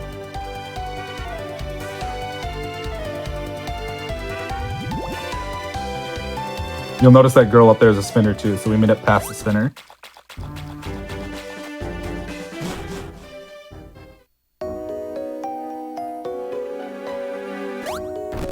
And just like that. So that skips 3 pokes. That skips an Octillery and a Vibrava and a Gligar, which in total is 4 turns. So we just cut all that out. Also, the Ranger is really adamant to give us a Prism Berry, so that also like helps with the time save. So for those who are curious, that saves 13 seconds over a run that gets past the girl spinner that looks up and down because she has an extra poke. And you full YOLO her anyway because you take like technically more optimal movement going around her if you get seen. But it also saves 19 seconds if you get hit by her, which is what happened in Minnow's world record. He got seen by that girl. So that's perfect for me because that means I have free 20 seconds against the world record in the late game. Which is a wonderful thought, but I have to get to the late game in order to make that work. So, but it's really cool tech. It's as brand new as like August or something. It was found for Black White 1, or utilized the Black White 1 first because there is a more useful scenario for manipulating dust clouds to skip trainers. In Chargestone Cave in particular, there's like 7 plasma grunts you have to fight in a row, and it's just a complete slog. But now that we know how to manip dust clouds, we can actually skip 4 of them, and it saves like a minute and a half. It's really goated time save. But with that knowledge, I took it over to White 2 because it's always been theorized that you can skip these 2 trainers using dust clouds, and it has been done before in a category extension run.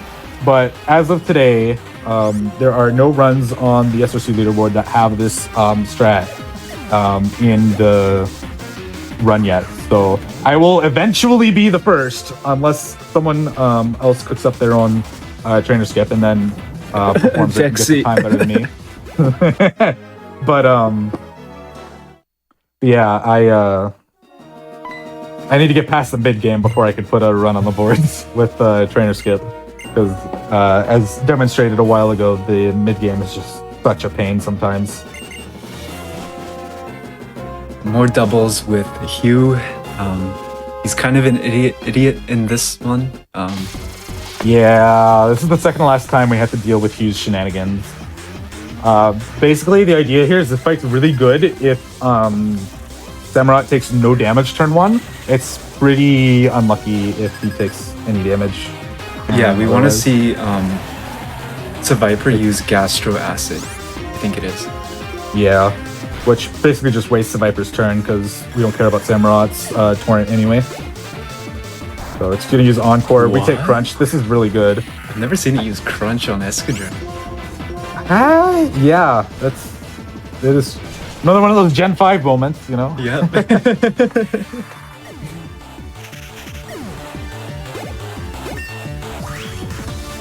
So anyway, this fight's free now. The big thing is that Hugh will heal Samurott if it's at 25% or less of its HP. So it not taking damage from the Viper means that we don't have to watch Hugh use a hyper, so it just helps us save time. So now we need to get past these like barricades, and in order to do that, we have to get a plasma card. Yeah. And then enter a password. And now this password is actually determined based on your trainer ID. I think it's like trainer ID mod 256, mod 5, and the 5 is like out of 5 possible IDs. The possible passwords are 2202, 7707, 9909, and Zekrom and Reshiram. So you actually have to enter in those passwords. And so 2202 is the fastest, but 9909 and 7707 are also good. You could like it doesn't lose that much time to have a Reshiram or Zekrom. It's like 2 seconds, but it's better to have a short password. Yeah, for sure. And it's not like you have to like deduce that by doing the math in your head. The grunts will like give you clues on what the password is if you go around to fight them all. But that is slow. So since we know that the password is deduced off of just our trainer ID, it makes it really simple because then we don't have to do any kind of like separate minute for the for the password or anything like that to get past, or like fight a grunt to get a clue or anything like that. I remember when the Japanese versions of these games first came out, everyone was like, what's the password? What's the password? And this guy was like, oh, it's Zekrom. And I would try Zekrom and it wouldn't work. Yeah, right. Yeah. And I was like, but this guy said it was 2202. And yeah. I was too young to know how to use. I was too young to know how to use importing services to get a hold of like GPN White 2 back then, so I ended up just like watching the YouTube videos of people play it in Japanese like months in advance and then be like, okay, what is going on? And they'd have no idea either, so. Any guesses on what my password is?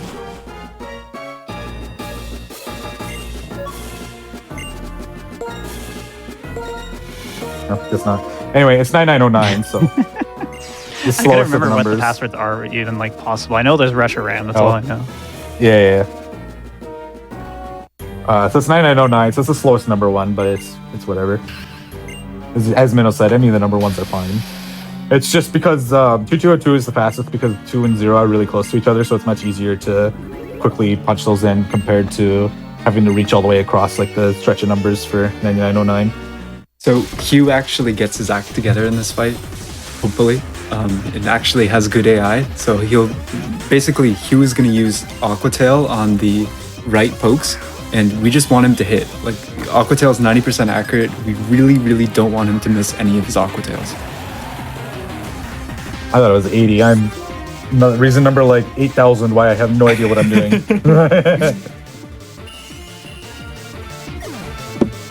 So yeah, we don't really want an Aqua Tail miss here, because then that lets us take care of both at the end at the same time instead of having to do some awkward shuffling. Because you'll end up with a straggler most often. It's also pretty bad because Zinzalin is going to bring out Weavile again, and Weavile's a range. I'm going to use Rock Slide against it to conserve Earthquake PP.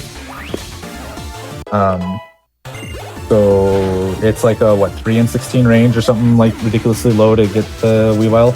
Yeah, 3 and 16. Maybe 4 and 16 with protein. I'm not sure. I think it might be 3 after the Route 6 protein. 2 and 16 without. Yeah, I think it's something like that. I don't know. I haven't scrolled down this far in my notes. But if like it doesn't die, but then Samurott just finishes it. Yeah. Off.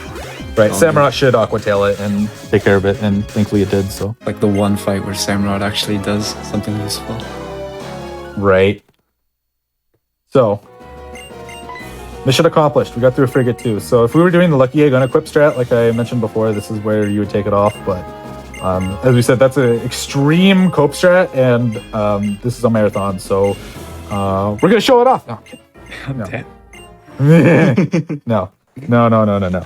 So, anyway, we're gonna watch every Plasma Grunts member's spines just snap as the ship just shoots into the sky. That's a lot of G-forces, man. I'm not sure how they're still alive after that. Anime, I guess.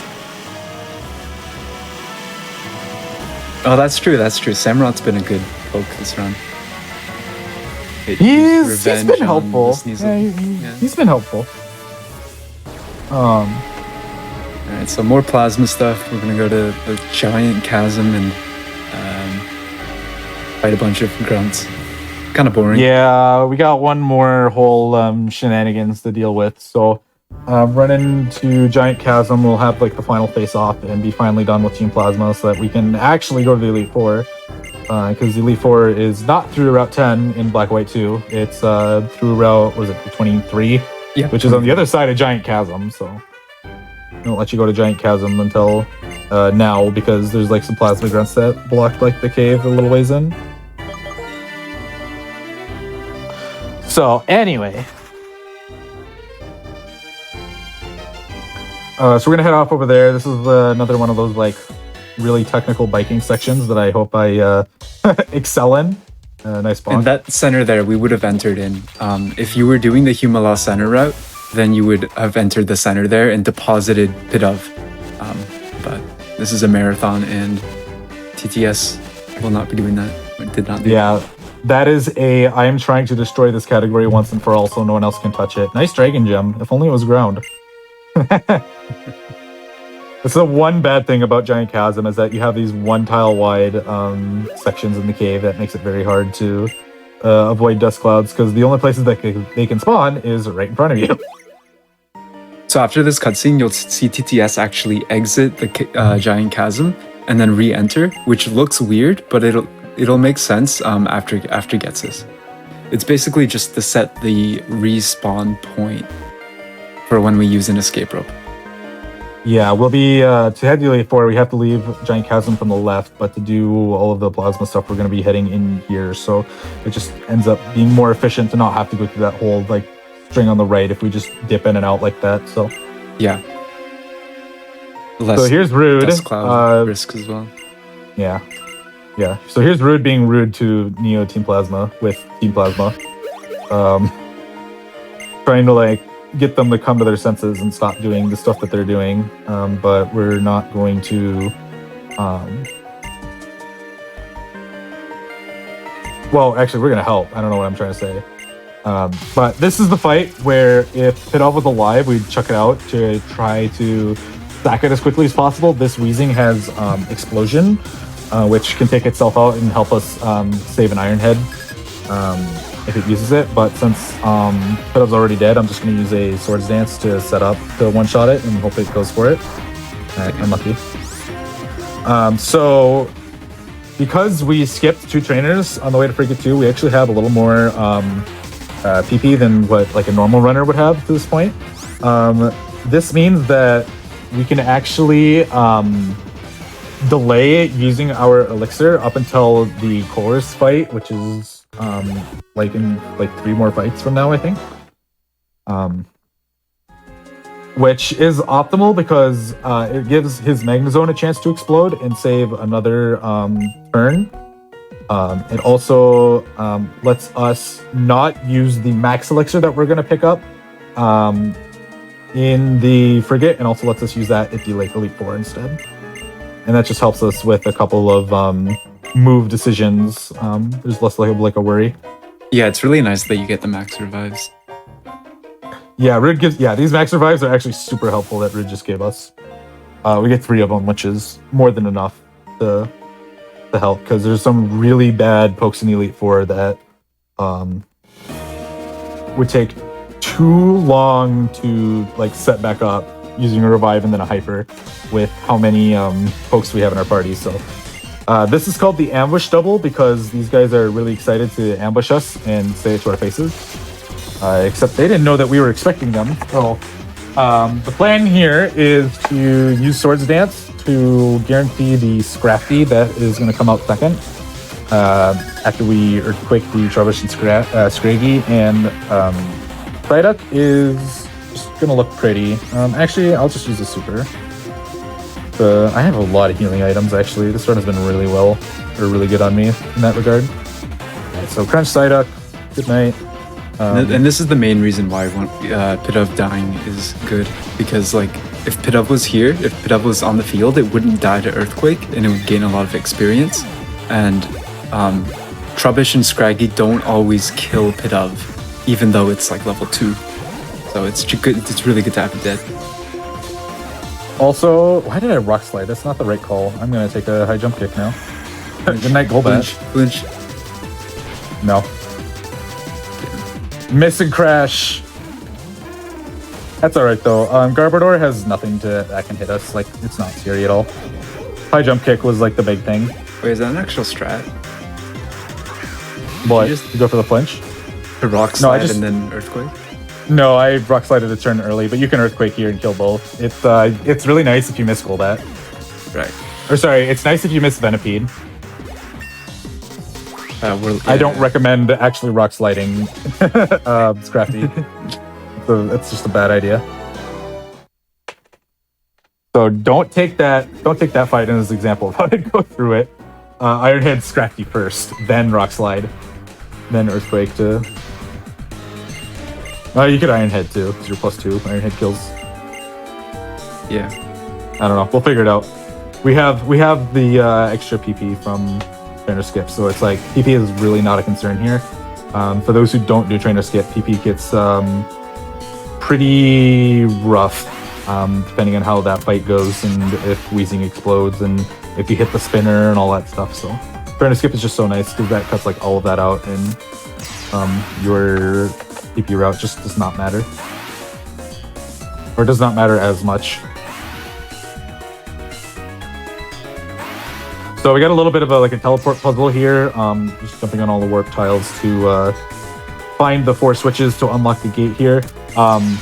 These 2 puzzles, the warp puzzle that I'm doing right now and the password puzzle that we did before, are actually flipped in Black 2. Black 2 first starts with a warp puzzle, and then goes to a password puzzle here. And the White 2 version is just so much better. Yeah, and the trainer you fight for the plasma key is different in Black 2 as well. Yeah. So it's like, yeah, she's like harder to get to. You have to like pass the spinner. Right.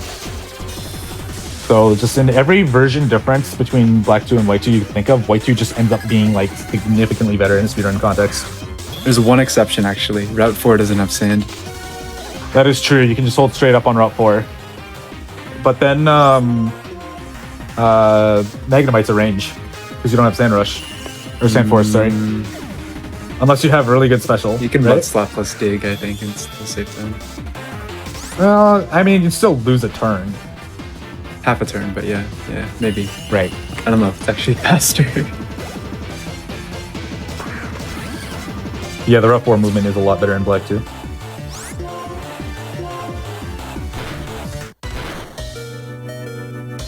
Alright, so I'm going to heal this. I think I'm still just going to do Chloris Elixir anyway because it's just so good. It's a marathon setting.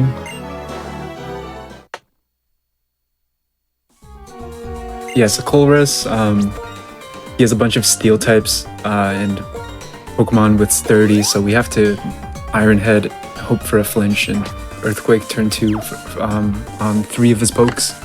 Kind of a shame, but it's actually good that we have Escadrille here because like 3 of his Pokemon have Volt Switch, and so if we didn't have a ground type it would lose a lot more time. Yeah, for sure. Like I remember routing Kabalion, and this fight is like really, really bad with Kabalion because he leads Magneton and he just immediately goes for Volt Switch, and you just lose a bunch of time. So here is everyone's arguably best battle theme in Gen 5. I think the Unova Elite Four is like the. I think Iris is. Though personally, Iris is pretty good, but like the Unova Elite Four is so good at like bringing on like the pressure. Like Iris's theme is really good at like making you feel like I've accomplished Yeah, I see that. this I've gotten so far. You know, it's like celebratory, but still has like that intensity to it. And then the Elite Four is just like nightmare. Absolutely. So the plan here is to use Iron Head just to go for the flinch and maybe get Magnezone to consider using Explosion, and then I'm gonna use the Elixir to get my moves back and then clean up the fight. Using the Elixir here lets me have enough Earthquakes to get all the way up to White Kyurem, and then a free heal after we take care of White Kyurem. Otherwise, we have to substitute in Earthquake for 2 Iron Heads on one of the Pawniard that are coming up. Yeah, but the rest of the fights are pretty simple, pretty straightforward until Elite Four. Yeah, this one doesn't have Sturdy. It has an air balloon for some ungodly reason. They really tried to make Also, this like, fight like shift gear. resistant to some ground type, but Right. didn't do a good enough job. This is like the anti-cheese like fight, except you can just get around the cheese very easily. So, all right, there's everyone's favorite scientist done. So Chorus has got to lore dump us about some stuff. We just tell him whatever it is we don't care about. It's a very philosophical person. Yeah. He's philosophical in the amount of words that he uses to get his thoughts across, for sure. Anyway, this guy doesn't have any pokes, but he's been told to hold guard, so, you know, we scare him off pretty quick. And then we're going to meet the best gaming setup you have ever seen. Like... Wait, why is his desk facing away from the monitors, though? You know, everyone has taste, all right? Gets' taste is just to not have his desk facing the same way as his monitors. I don't know. It's cool down here. I don't Dude has 15 monitors. know. He does. Imagine like how much gaming you can do with 15 monitors. Imagine how many Pokemon speedrun streams you can watch at once. True. Or how many times you can watch the same GDQ stream of us playing White 2 across all your monitors. That's the tweet right there. So, anyway, now that we're done admiring the gaming setup, we have to take care of the Shadow Triad one more time. This time we have to fight all 3 of them, though. They all basically have the same pokes. They're all going to do Pawniard something Pawniard. The first one's going to send out an Absol, the second one's going to send out Bayonet, and the third one's going to send out Excelgor. Excelgor is the worst of the 3. The other 2 you one-shot, no problem. But the Excelgor has... I just Earthquaked Absol. That is... Alright, well, so much for my... so much for the Chorus Elixir benefit. Anyway, the... You learn Fissure here normally? I thought you learned it earlier. Anyway, Excelgor... What's that? Isn't it? Oh yeah, Trainer Skip experience, duh. Yeah, I skipped experience with Trainer Skip. Can you tell I get a lot of runs past Trainer Skip? Anyway, so the Excelgor, as I've been trying to like say for the last minute, has a move called Me First, which is a priority move and copies what I'm using. I'm going to be using Iron Head to try to kill the Excelgor, which means it's using Iron Head against me, which means I have a chance to get flinched. So hopefully that doesn't happen. I have plenty of HP to tank an Iron Head from Excelgor. It also just has Giga Drain, which makes the fight free then because... yeah, usually you're a lot lower reasons. HP here, and you're always gonna be dead to a Giga Drain crit. But thankfully, not a problem. Not a problem. Yeah, it just depends on how like ambush double and Zims 1 and chorus go. If you get a bad crit, you can be at some pretty scary HP for these 3 fights.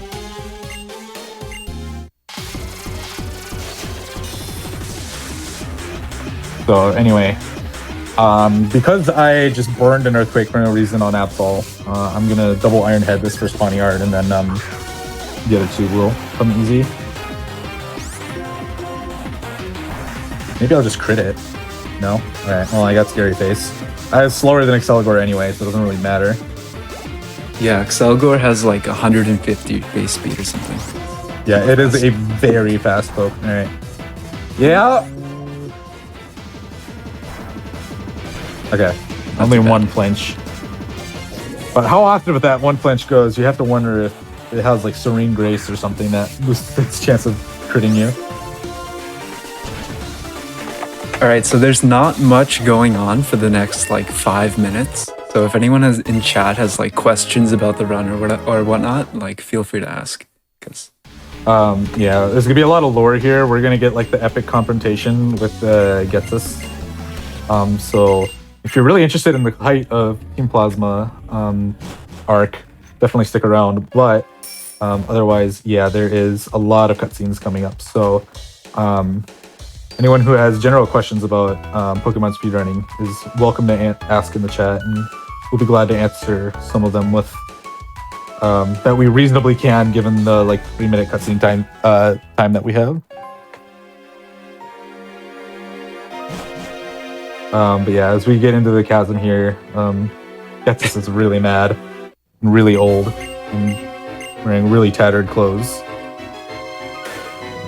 yeah, I think this is the only instance in Pokemon where like a character tries to kill the main character. Did I just spoil it? Oops.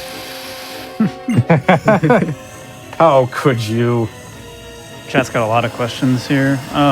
Sure, go for a couple. So what someone's asking how much time lost there be if you just use Pignite the whole time. People have done runs with Embor, right? Yeah, so way back when Pokemon speedrunning was more in its infancy, there wasn't a lot of knowledge about Gen 5 RNG in general, so Pignite was actually used as the main because it was easy to manip.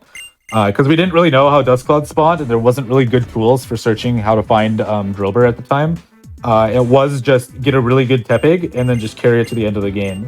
However, that is much slower than Excadrill because Embor just does not get nearly as good of a move pool, and to make it better for the late game, you have to pick up X items. Am I right on that? Yeah. Yeah. And I think Worcester has the Embor record. I think it's like a 324, which is like 16 minutes slower than the record. It's quite bad. Correct. Yeah, and the RNG tools have gotten so much better since then because there's a very passionate community behind RNG, both casual and speedrunning. So, yeah, you see a lot of tools being made. Even this year, we've made a lot of nicer tools for Gen 5 speedrunning specifically to make it a lot more approachable, because back in the day, a lot of people would just route their manips as they do attempts and just try different movement to see what works and what doesn't, and slowly adapt that into their extended minute for Pidove and Psyduck. So there's definitely some really like cooked movement back in the day for, getting your Pidove and Psyduck to spawn. But with the tools today, it's just so much better. What made you kind of focus on this game to be like the one you primarily run, TTS? So I actually started with DP any percent about a year ago in the fall. DP any percent because it's one of the more approachable categories that use RNG manip. I didn't really want to jump into Manipless right away, especially because in 2019 I'd actually done some Pokemon Shield speedruns, which there's no real RNG past Gen 6 that you can take advantage of in a speedrun context. So I already had kind of dipped my toes into a Manipless-esque run. So when I got a hold of the Capture DS last year, I wanted to start dipping my toes into Manip. I also grew up on the DS games, so that was the reason why I have gravitated towards these games. And White 2 specifically is because of the fact that I could create my own Manips, so I can kind of evolve my Manips with my knowledge and understanding of the game. I thought that a really great exercise into getting into RNG Manip in general. Like my knowledge on how to RNG in this game is like super like galaxy brain at this point, considering all the time it took for me to figure out how to find seeds for trainer skip and then eventually pull them off. But I just really loved Gen 5 as a kid, and I didn't get to give White 2 as much of attention as I wanted to as a kid. So just because of watching other like White 2 runners like Minnow or Scoragogo, who have previously held the world record. I've always liked the White 2 run, and I just wanted to dip my toes into it. So that's what inspired me to pick up White 2, and then in a year I've gone from nobody to a top runner. So take that as a story of anyone can get into speedrunning given enough patience. Even something with as crazy as all the RNG manipulation I've performed in this run.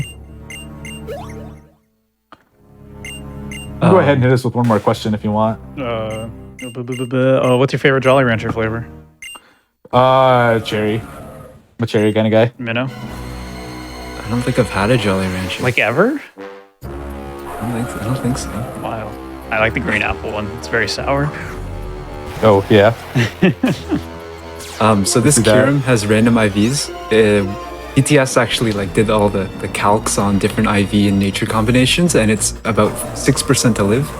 So thankfully we got the kill. Yeah, with a neutral nature Kirim, out of all the available IV combinations between HP and defense, because the only two that matter, it is a 99% chance to kill it at level 63 with, as I said, with Kirim having a neutral IV. If it has a plus defense nature, then it drops to like an 80%. If we did Lucky Egg unequip, it drops to like an 80% on the neutral nature and like a 54 with plus nature. So it's really scary if White Kirim lives too, because it has random AI and it has some moves that will completely own us.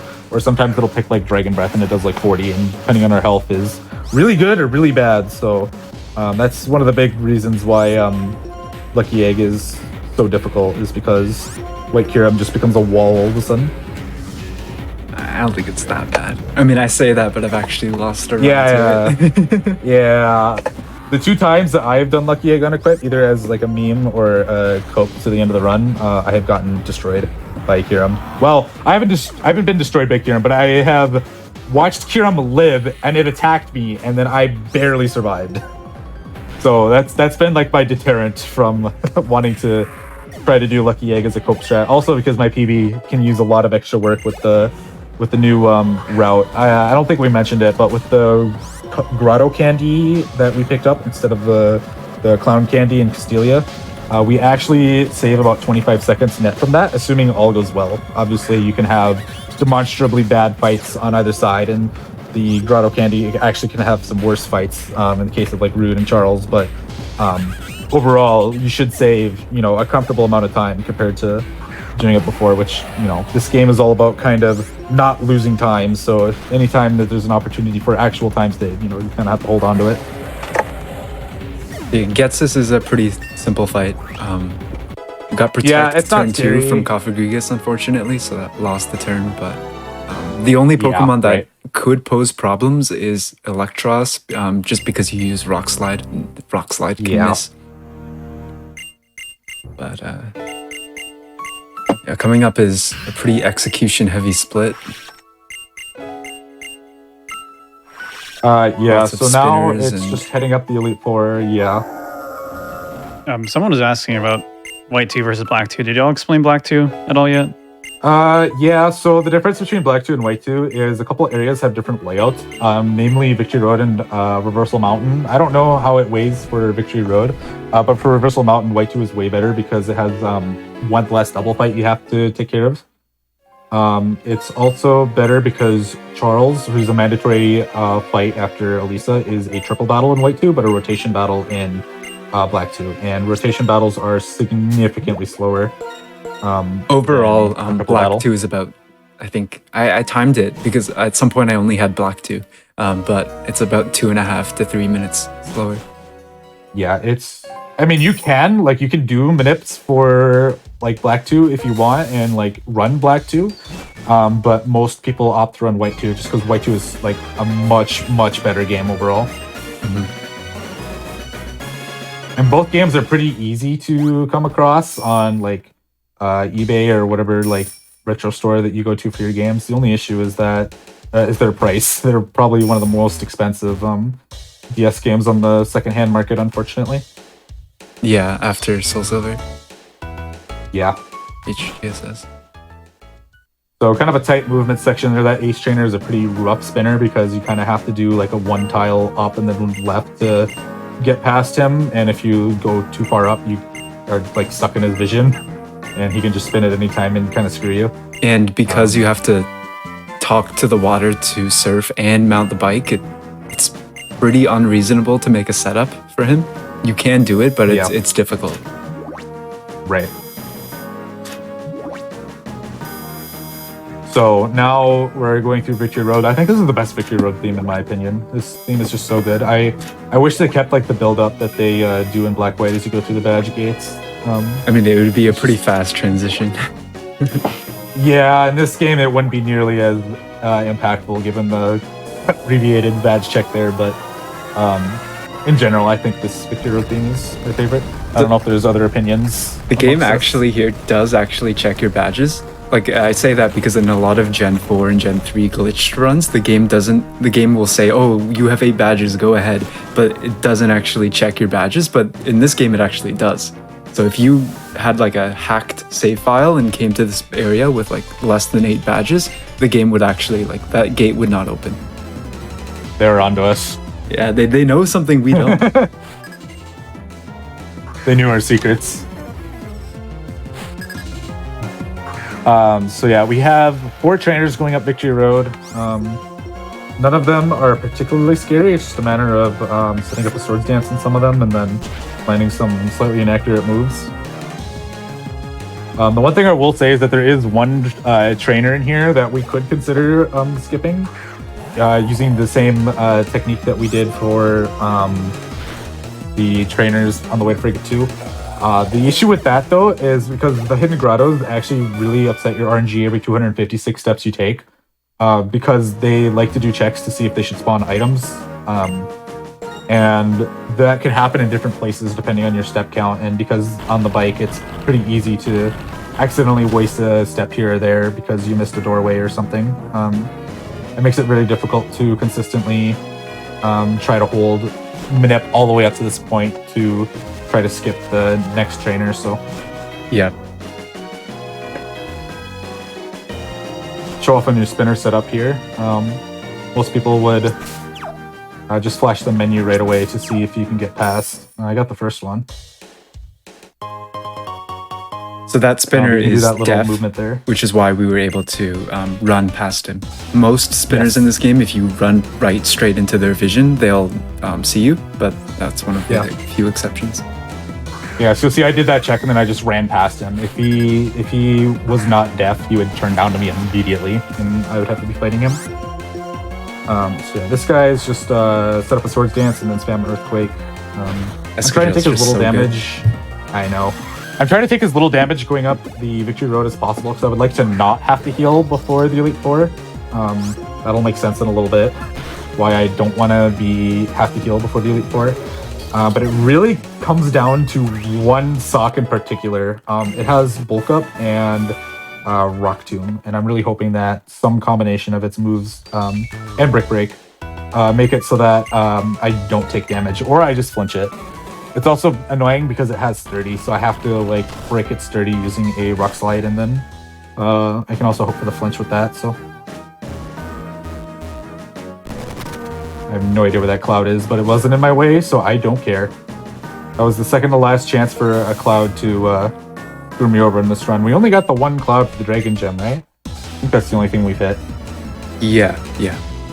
Yeah, so that's pretty good.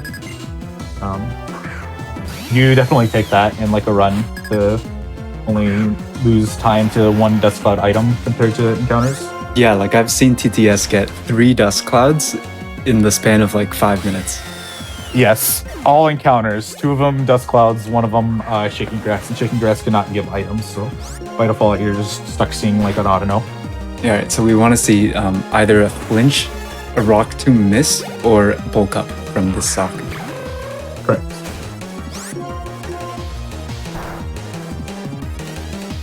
Okay, I'll just crit. All right, bulk up. That's Nice. All right, so this means now I pretty much don't have to heal going to Elite Four, which saves like what 10, 15 seconds having to do that menu. I think it's like 10, yeah. So this is like the least talked about fight, but it's like so pivotal because that's like the first domino between like having a really good E4 and then just like having the worst time of your life.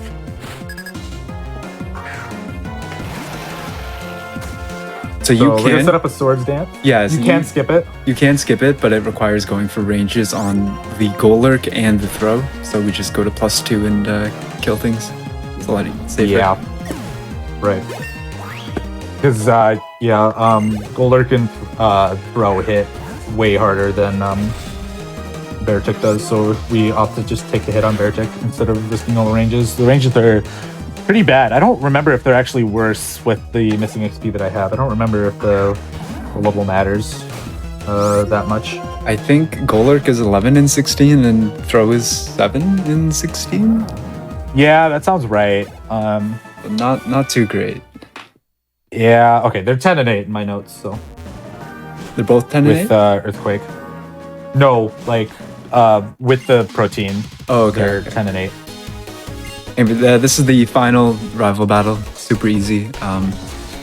Unpheasant can use Swagger, which confuses you, but we have full heals, so it's like it's a small time loss if you get it. Like the only reason we buy full heals is for this confusion, and if we just happen to get frozen, which is very unlikely. I don't. Yeah. Ice Shard can't freeze you, right? Nope. Yeah. So, like, the only time we would get frozen is like a rock slide miss if we needed the rock slide or cryogonal or something. Yeah. Or I guess Lacanosa double. Yeah. Yeah, something woozy can happen there. This Bouffalant is a pretty good split. Yeah, it's ain't too bad actually. This late game in general has been pretty good, other than ambush double A, that little oopsie poopsie. All right, well the next fight is I'll let you talk about it, but it's quite difficult. So we can take care of the Elite Four in any order. There's Ghost, Dark, Psychic, and Fighting in this gem. The plan is to go to the Fighting first. Marshall, the Fighting type Elite Four member, he has a Throw and a Conkeldurr that are very bulky and we cannot one-shot them. And they have some really hard-hitting moves.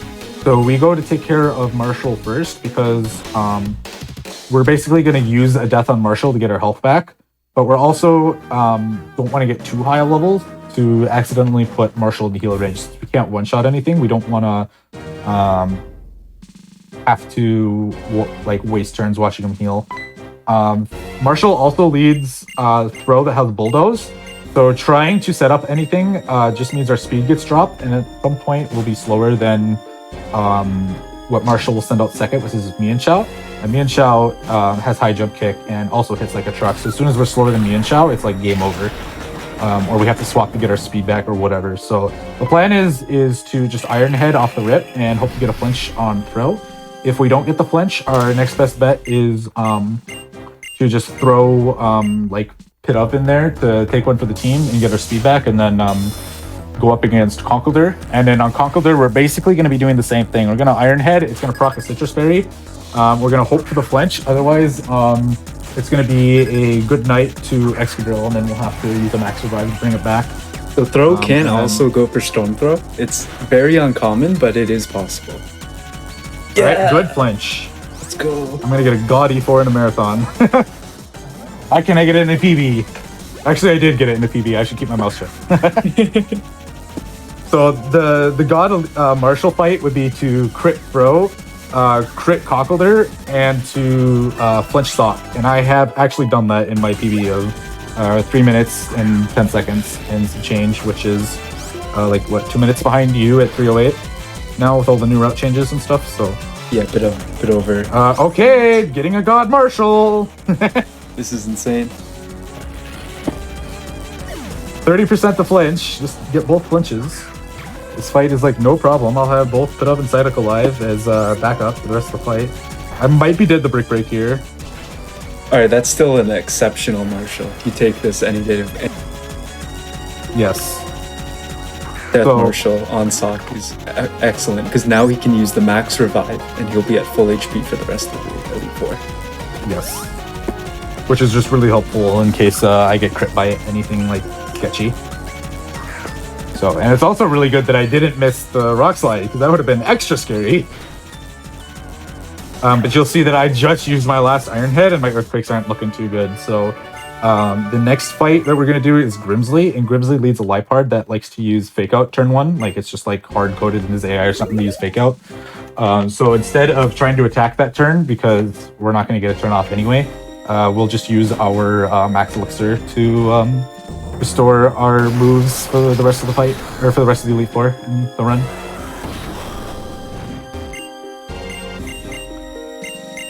Yeah, this fight is the reason why we have a female Escadrille.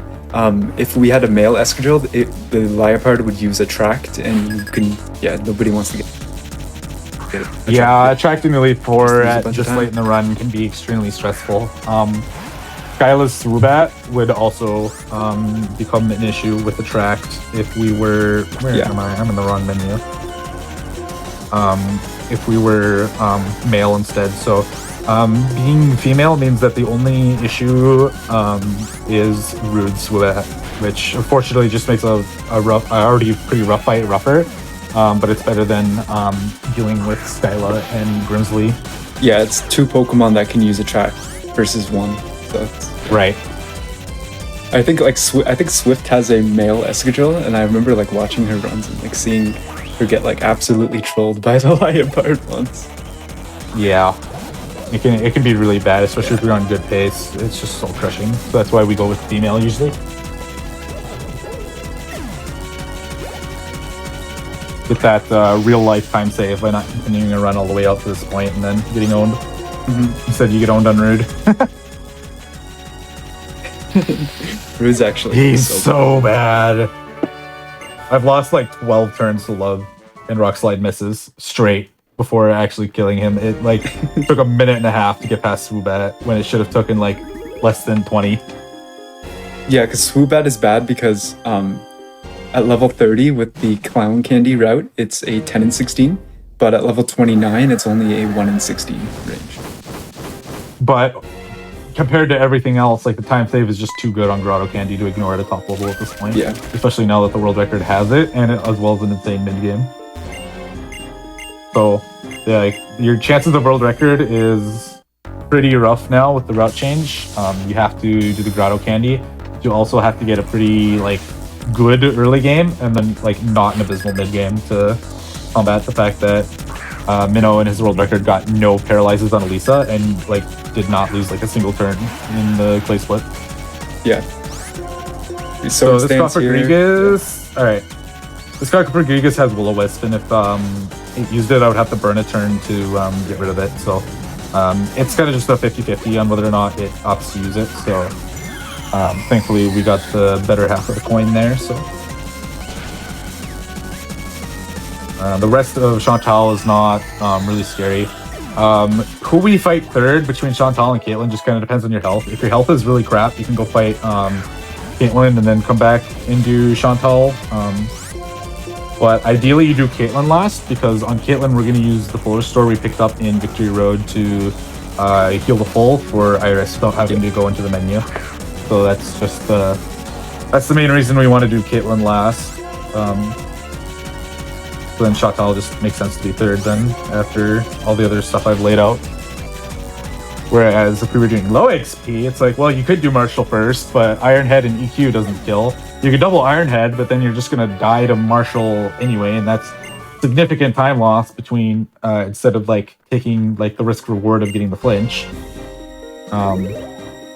So yeah, without getting much like too crazy into that, because that's like top level stuff that I don't want to like exhaust the end of this with. Let's enjoy the wonderful music of Elite Four. Caitlyn in general though is a pretty free fight. She leads a Musharna that only can attack with either Dream Eater or I think it's Shockwave. And since we're ground, we're not worrying Charge about Beam, but yeah. Shockwave. So Musharna's going to try to... Oh, Charge Beam. One of them. and electric move. Yeah. So what we'll be doing is we'll just be spamming Swords Dance until Musharna puts us to sleep, and then we'll use the full restore to get back to full, and then we'll sweep at full HP, ready for Iris. Yeah, you really want to go into Iris at full HP. Alright, so now we're asleep. We'll just use the full restore to get the full. Alright, Reflect is not bad. It does raise its defense, but I should not have to worry about that too much. Actually, Earthquake, so that actually kind of saved me in a way. So Iris is one of those fights where it looks very, very simple on paper, and it is, but because of Generation 5's weird AI quirks, it can sometimes, like, weird things can sometimes happen. Yeah. The plan with Iris is to set up a Swords Dance on Hydreigon and not get burned by Flamethrower. It's just a coin flip whether or not he uses Flamethrower or Surf. After that, the plan is to sweep. But the issue is her ace is a Haxorus with a Focus Sash, so we cannot one-shot it. It'll survive on 1 HP, and most of the time, because our HP is usually high enough, because Gen 5 only considers the lowest possible damage roll for when selecting a move, Haxorus should not see the kill, even though I might be in range to die. And instead, we'll use Dragon Dance. Or, because I'm going to start with Iron Head, I might just flinch it and get the free turn anyway. But otherwise, it does have Earthquake, which it will pick if it doesn't pick D-Dance, and it will hit really, really hard. You can back it up. Since I have Psyduck alive, I can just send it out and use Tail Whip to weaken Haxorus's defenses while I kind of set back up. So hopefully that is not an issue here. I would say like 95, maybe 95% of the time it'll use Dragon Dance. Like Gen 5, like for some reason the AI really likes to be faster than you, and since you outspeed Haxorus, it almost always uses Dragon Dance to boost its speed. Correct. Another good example of this is if I ever decide to heal on Aggron. Aggron likes to use Automatize, which boosts its speed. Yeah, it'll actually use it twice because Aggron is so slow and it needs +4 to outspeed Escadrille. Right. Alright, so Swords Dance, use the Prey. Okay, Flamethrower's not great. Okay, not burned, perfect. That should be. Well, I'm not gonna say it. Well, yeah, it's not over until Haxorus is down. Once Haxorus is down, it's over. So this is high enough health that Haxorus should not even consider using Earthquake on us. I have gotten Earthquake from this high health, but it's very, very uncommon. I think I got Earthquake at like 172 once, which is like above max roll Earthquake, which is crazy. Right. Alright, moment of truth. GG. As we in the speedrunning community like to say. So now that the sash is broken, EQ will one-shot for us, and then everything else is free from here. It's a good thing she heals. Yeah, right? Because yeah, otherwise Hex does become faster.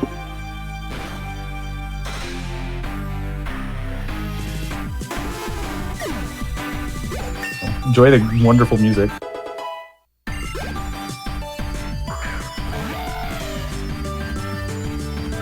But yeah, Escadrille just is such a beast. Like, it's so much better than every other Pokemon. Yes. Just does a really good job in the Elite Four.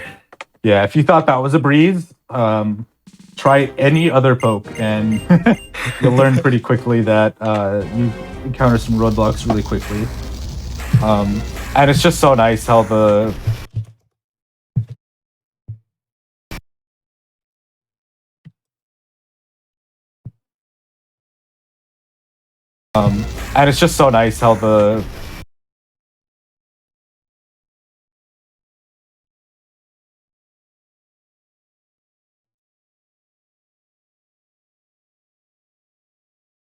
how like the stars align for Excadrill too. Like you get access to Iron Head and Drift.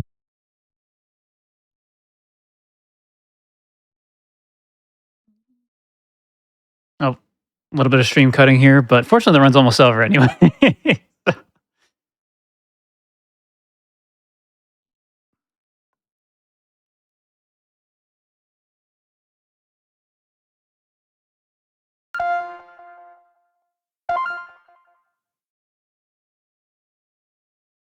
Hold. While we're waiting, any shout outs you want to do?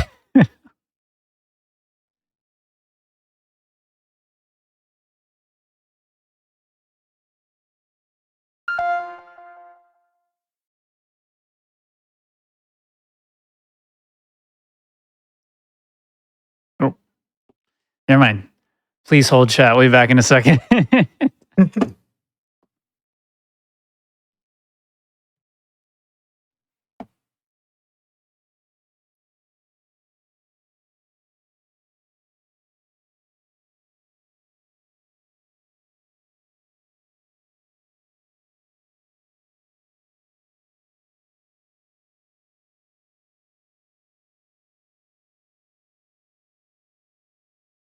Yeah.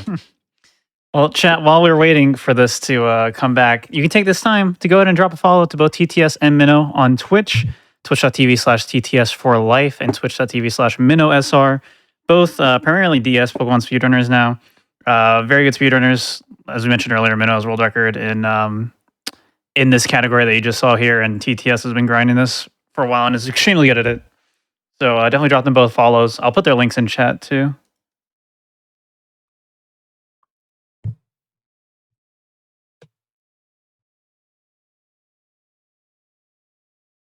There you go.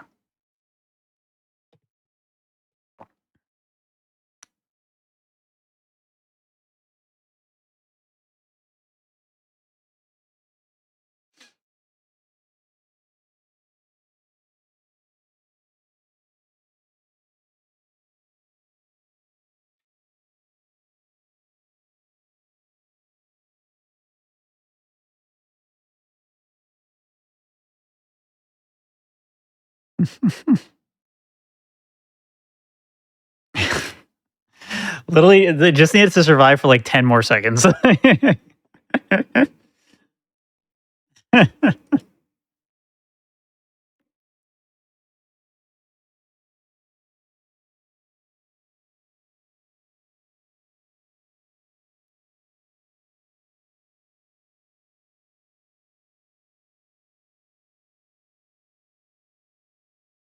Yeah, maybe try a different Twitch server too, honestly. I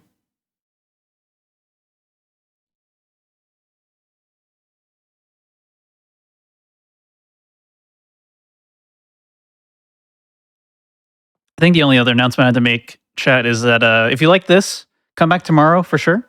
1 p.m. Eastern, we'll be having Rubentus running Pokemon Platinum Any Percent. We kind of talked about it a little bit earlier, but going to be showing off some new route stuff. Any Percent is the glitched version in Gen 4. There wasn't really any big glitches to take advantage of in this game, but you're going to see Platinum just get completely broken. Super cool run to watch. Super excited to show it. And then after that run, we'll actually be doing a racing game showcase with Hypnoshark. Going to be doing Crash Team Racing and Mario Kart. So if you're interested in that at all, definitely check it out. And hope to see you all there tomorrow.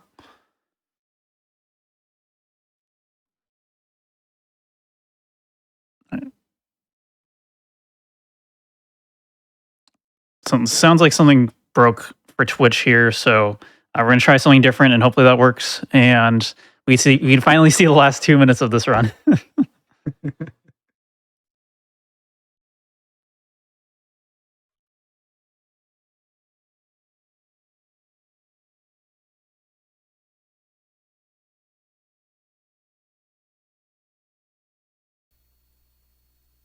I love how Iris is like, hey, come on. Hey, come on. It's a great like relief point.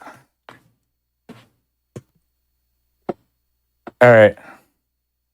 We're back. Sorry about that. Woo. All right. Iris is a little impatient, as you can see. So let's go ahead and finish this out. So, all right, Hall of Fame here. We're just gonna throw our 3 wonderful pokes in here, and yeah, that'll be the end of the run. So, time is coming up at the fade out of the Hall of Fame here.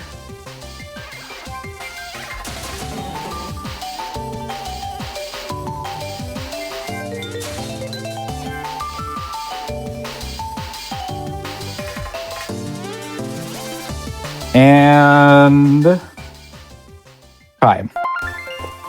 GG for real this time, finally. Yeah, right. Yeah, oof. Seriously, really good marathon time. My goodness. Yeah, thank you. was a I'm really really good happy with how this went. Yeah, nothing went bad in early games, so you were just like vibing the whole time. No deaths or anything. So Yeah, right. No, everything went really cool. I pulled off all the manips with flying colors. I got trainer skip, which is really fun to show off for everyone. We got to show off the new grotto candy route, which while the added risk exists, I'm glad it worked out really well for us in a marathon setting. I want to thank Minnow a ton for coming on board and helping me perform this all for you guys today. Well, as much as he can as a commentator. I know he can't actually mash any of the buttons for me, but his mashing would have been really appreciated.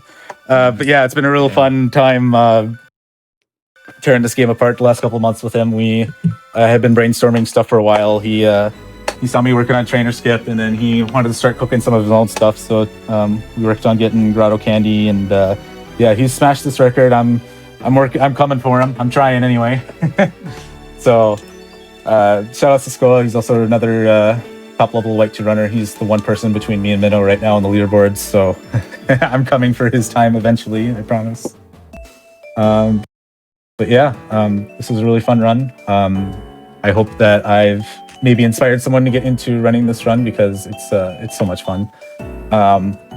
There's lots of great resources in the DS PSR Discord. You can find it on speedrun.com if you're interested. I'll obviously be there too to help anyone who's ever interested in picking up this gem of a category. Maybe not TTS to is like a really helpful community member. He's I'll help you get started at least, and we can work your way up to a run like this. But yeah, that's pretty much all I got. I love Gen 5. I hope to keep doing this for quite a while. Minnow, do you have any shout-outs that you want to do? No, I don't think so. Just happy to be here. Yeah, really good run, and glad I was invited. GDQ for having us and putting up with one minor tech issue right at the end there, but hey, it all works out in the end, right? So thanks for having me. I hope to be here again sometime soon when I actually learn another category, because I can't just keep showing off White 2. And I gotta be done with this category so I can start showing off some other cool stuff that's in PSR. So cool. All right, well, thank you both so much. Once again, everybody, I'll be back tomorrow 1 p.m. Eastern. More Pokemon speedruns and then some racing game speedruns as well. Definitely tune in if you have time tomorrow. Would appreciate it and love to see you there. And thank you all so much again for watching. What'd you say? I said don't miss it. It's super hype. Okay, yeah. Goodbye, everybody. Don't miss it.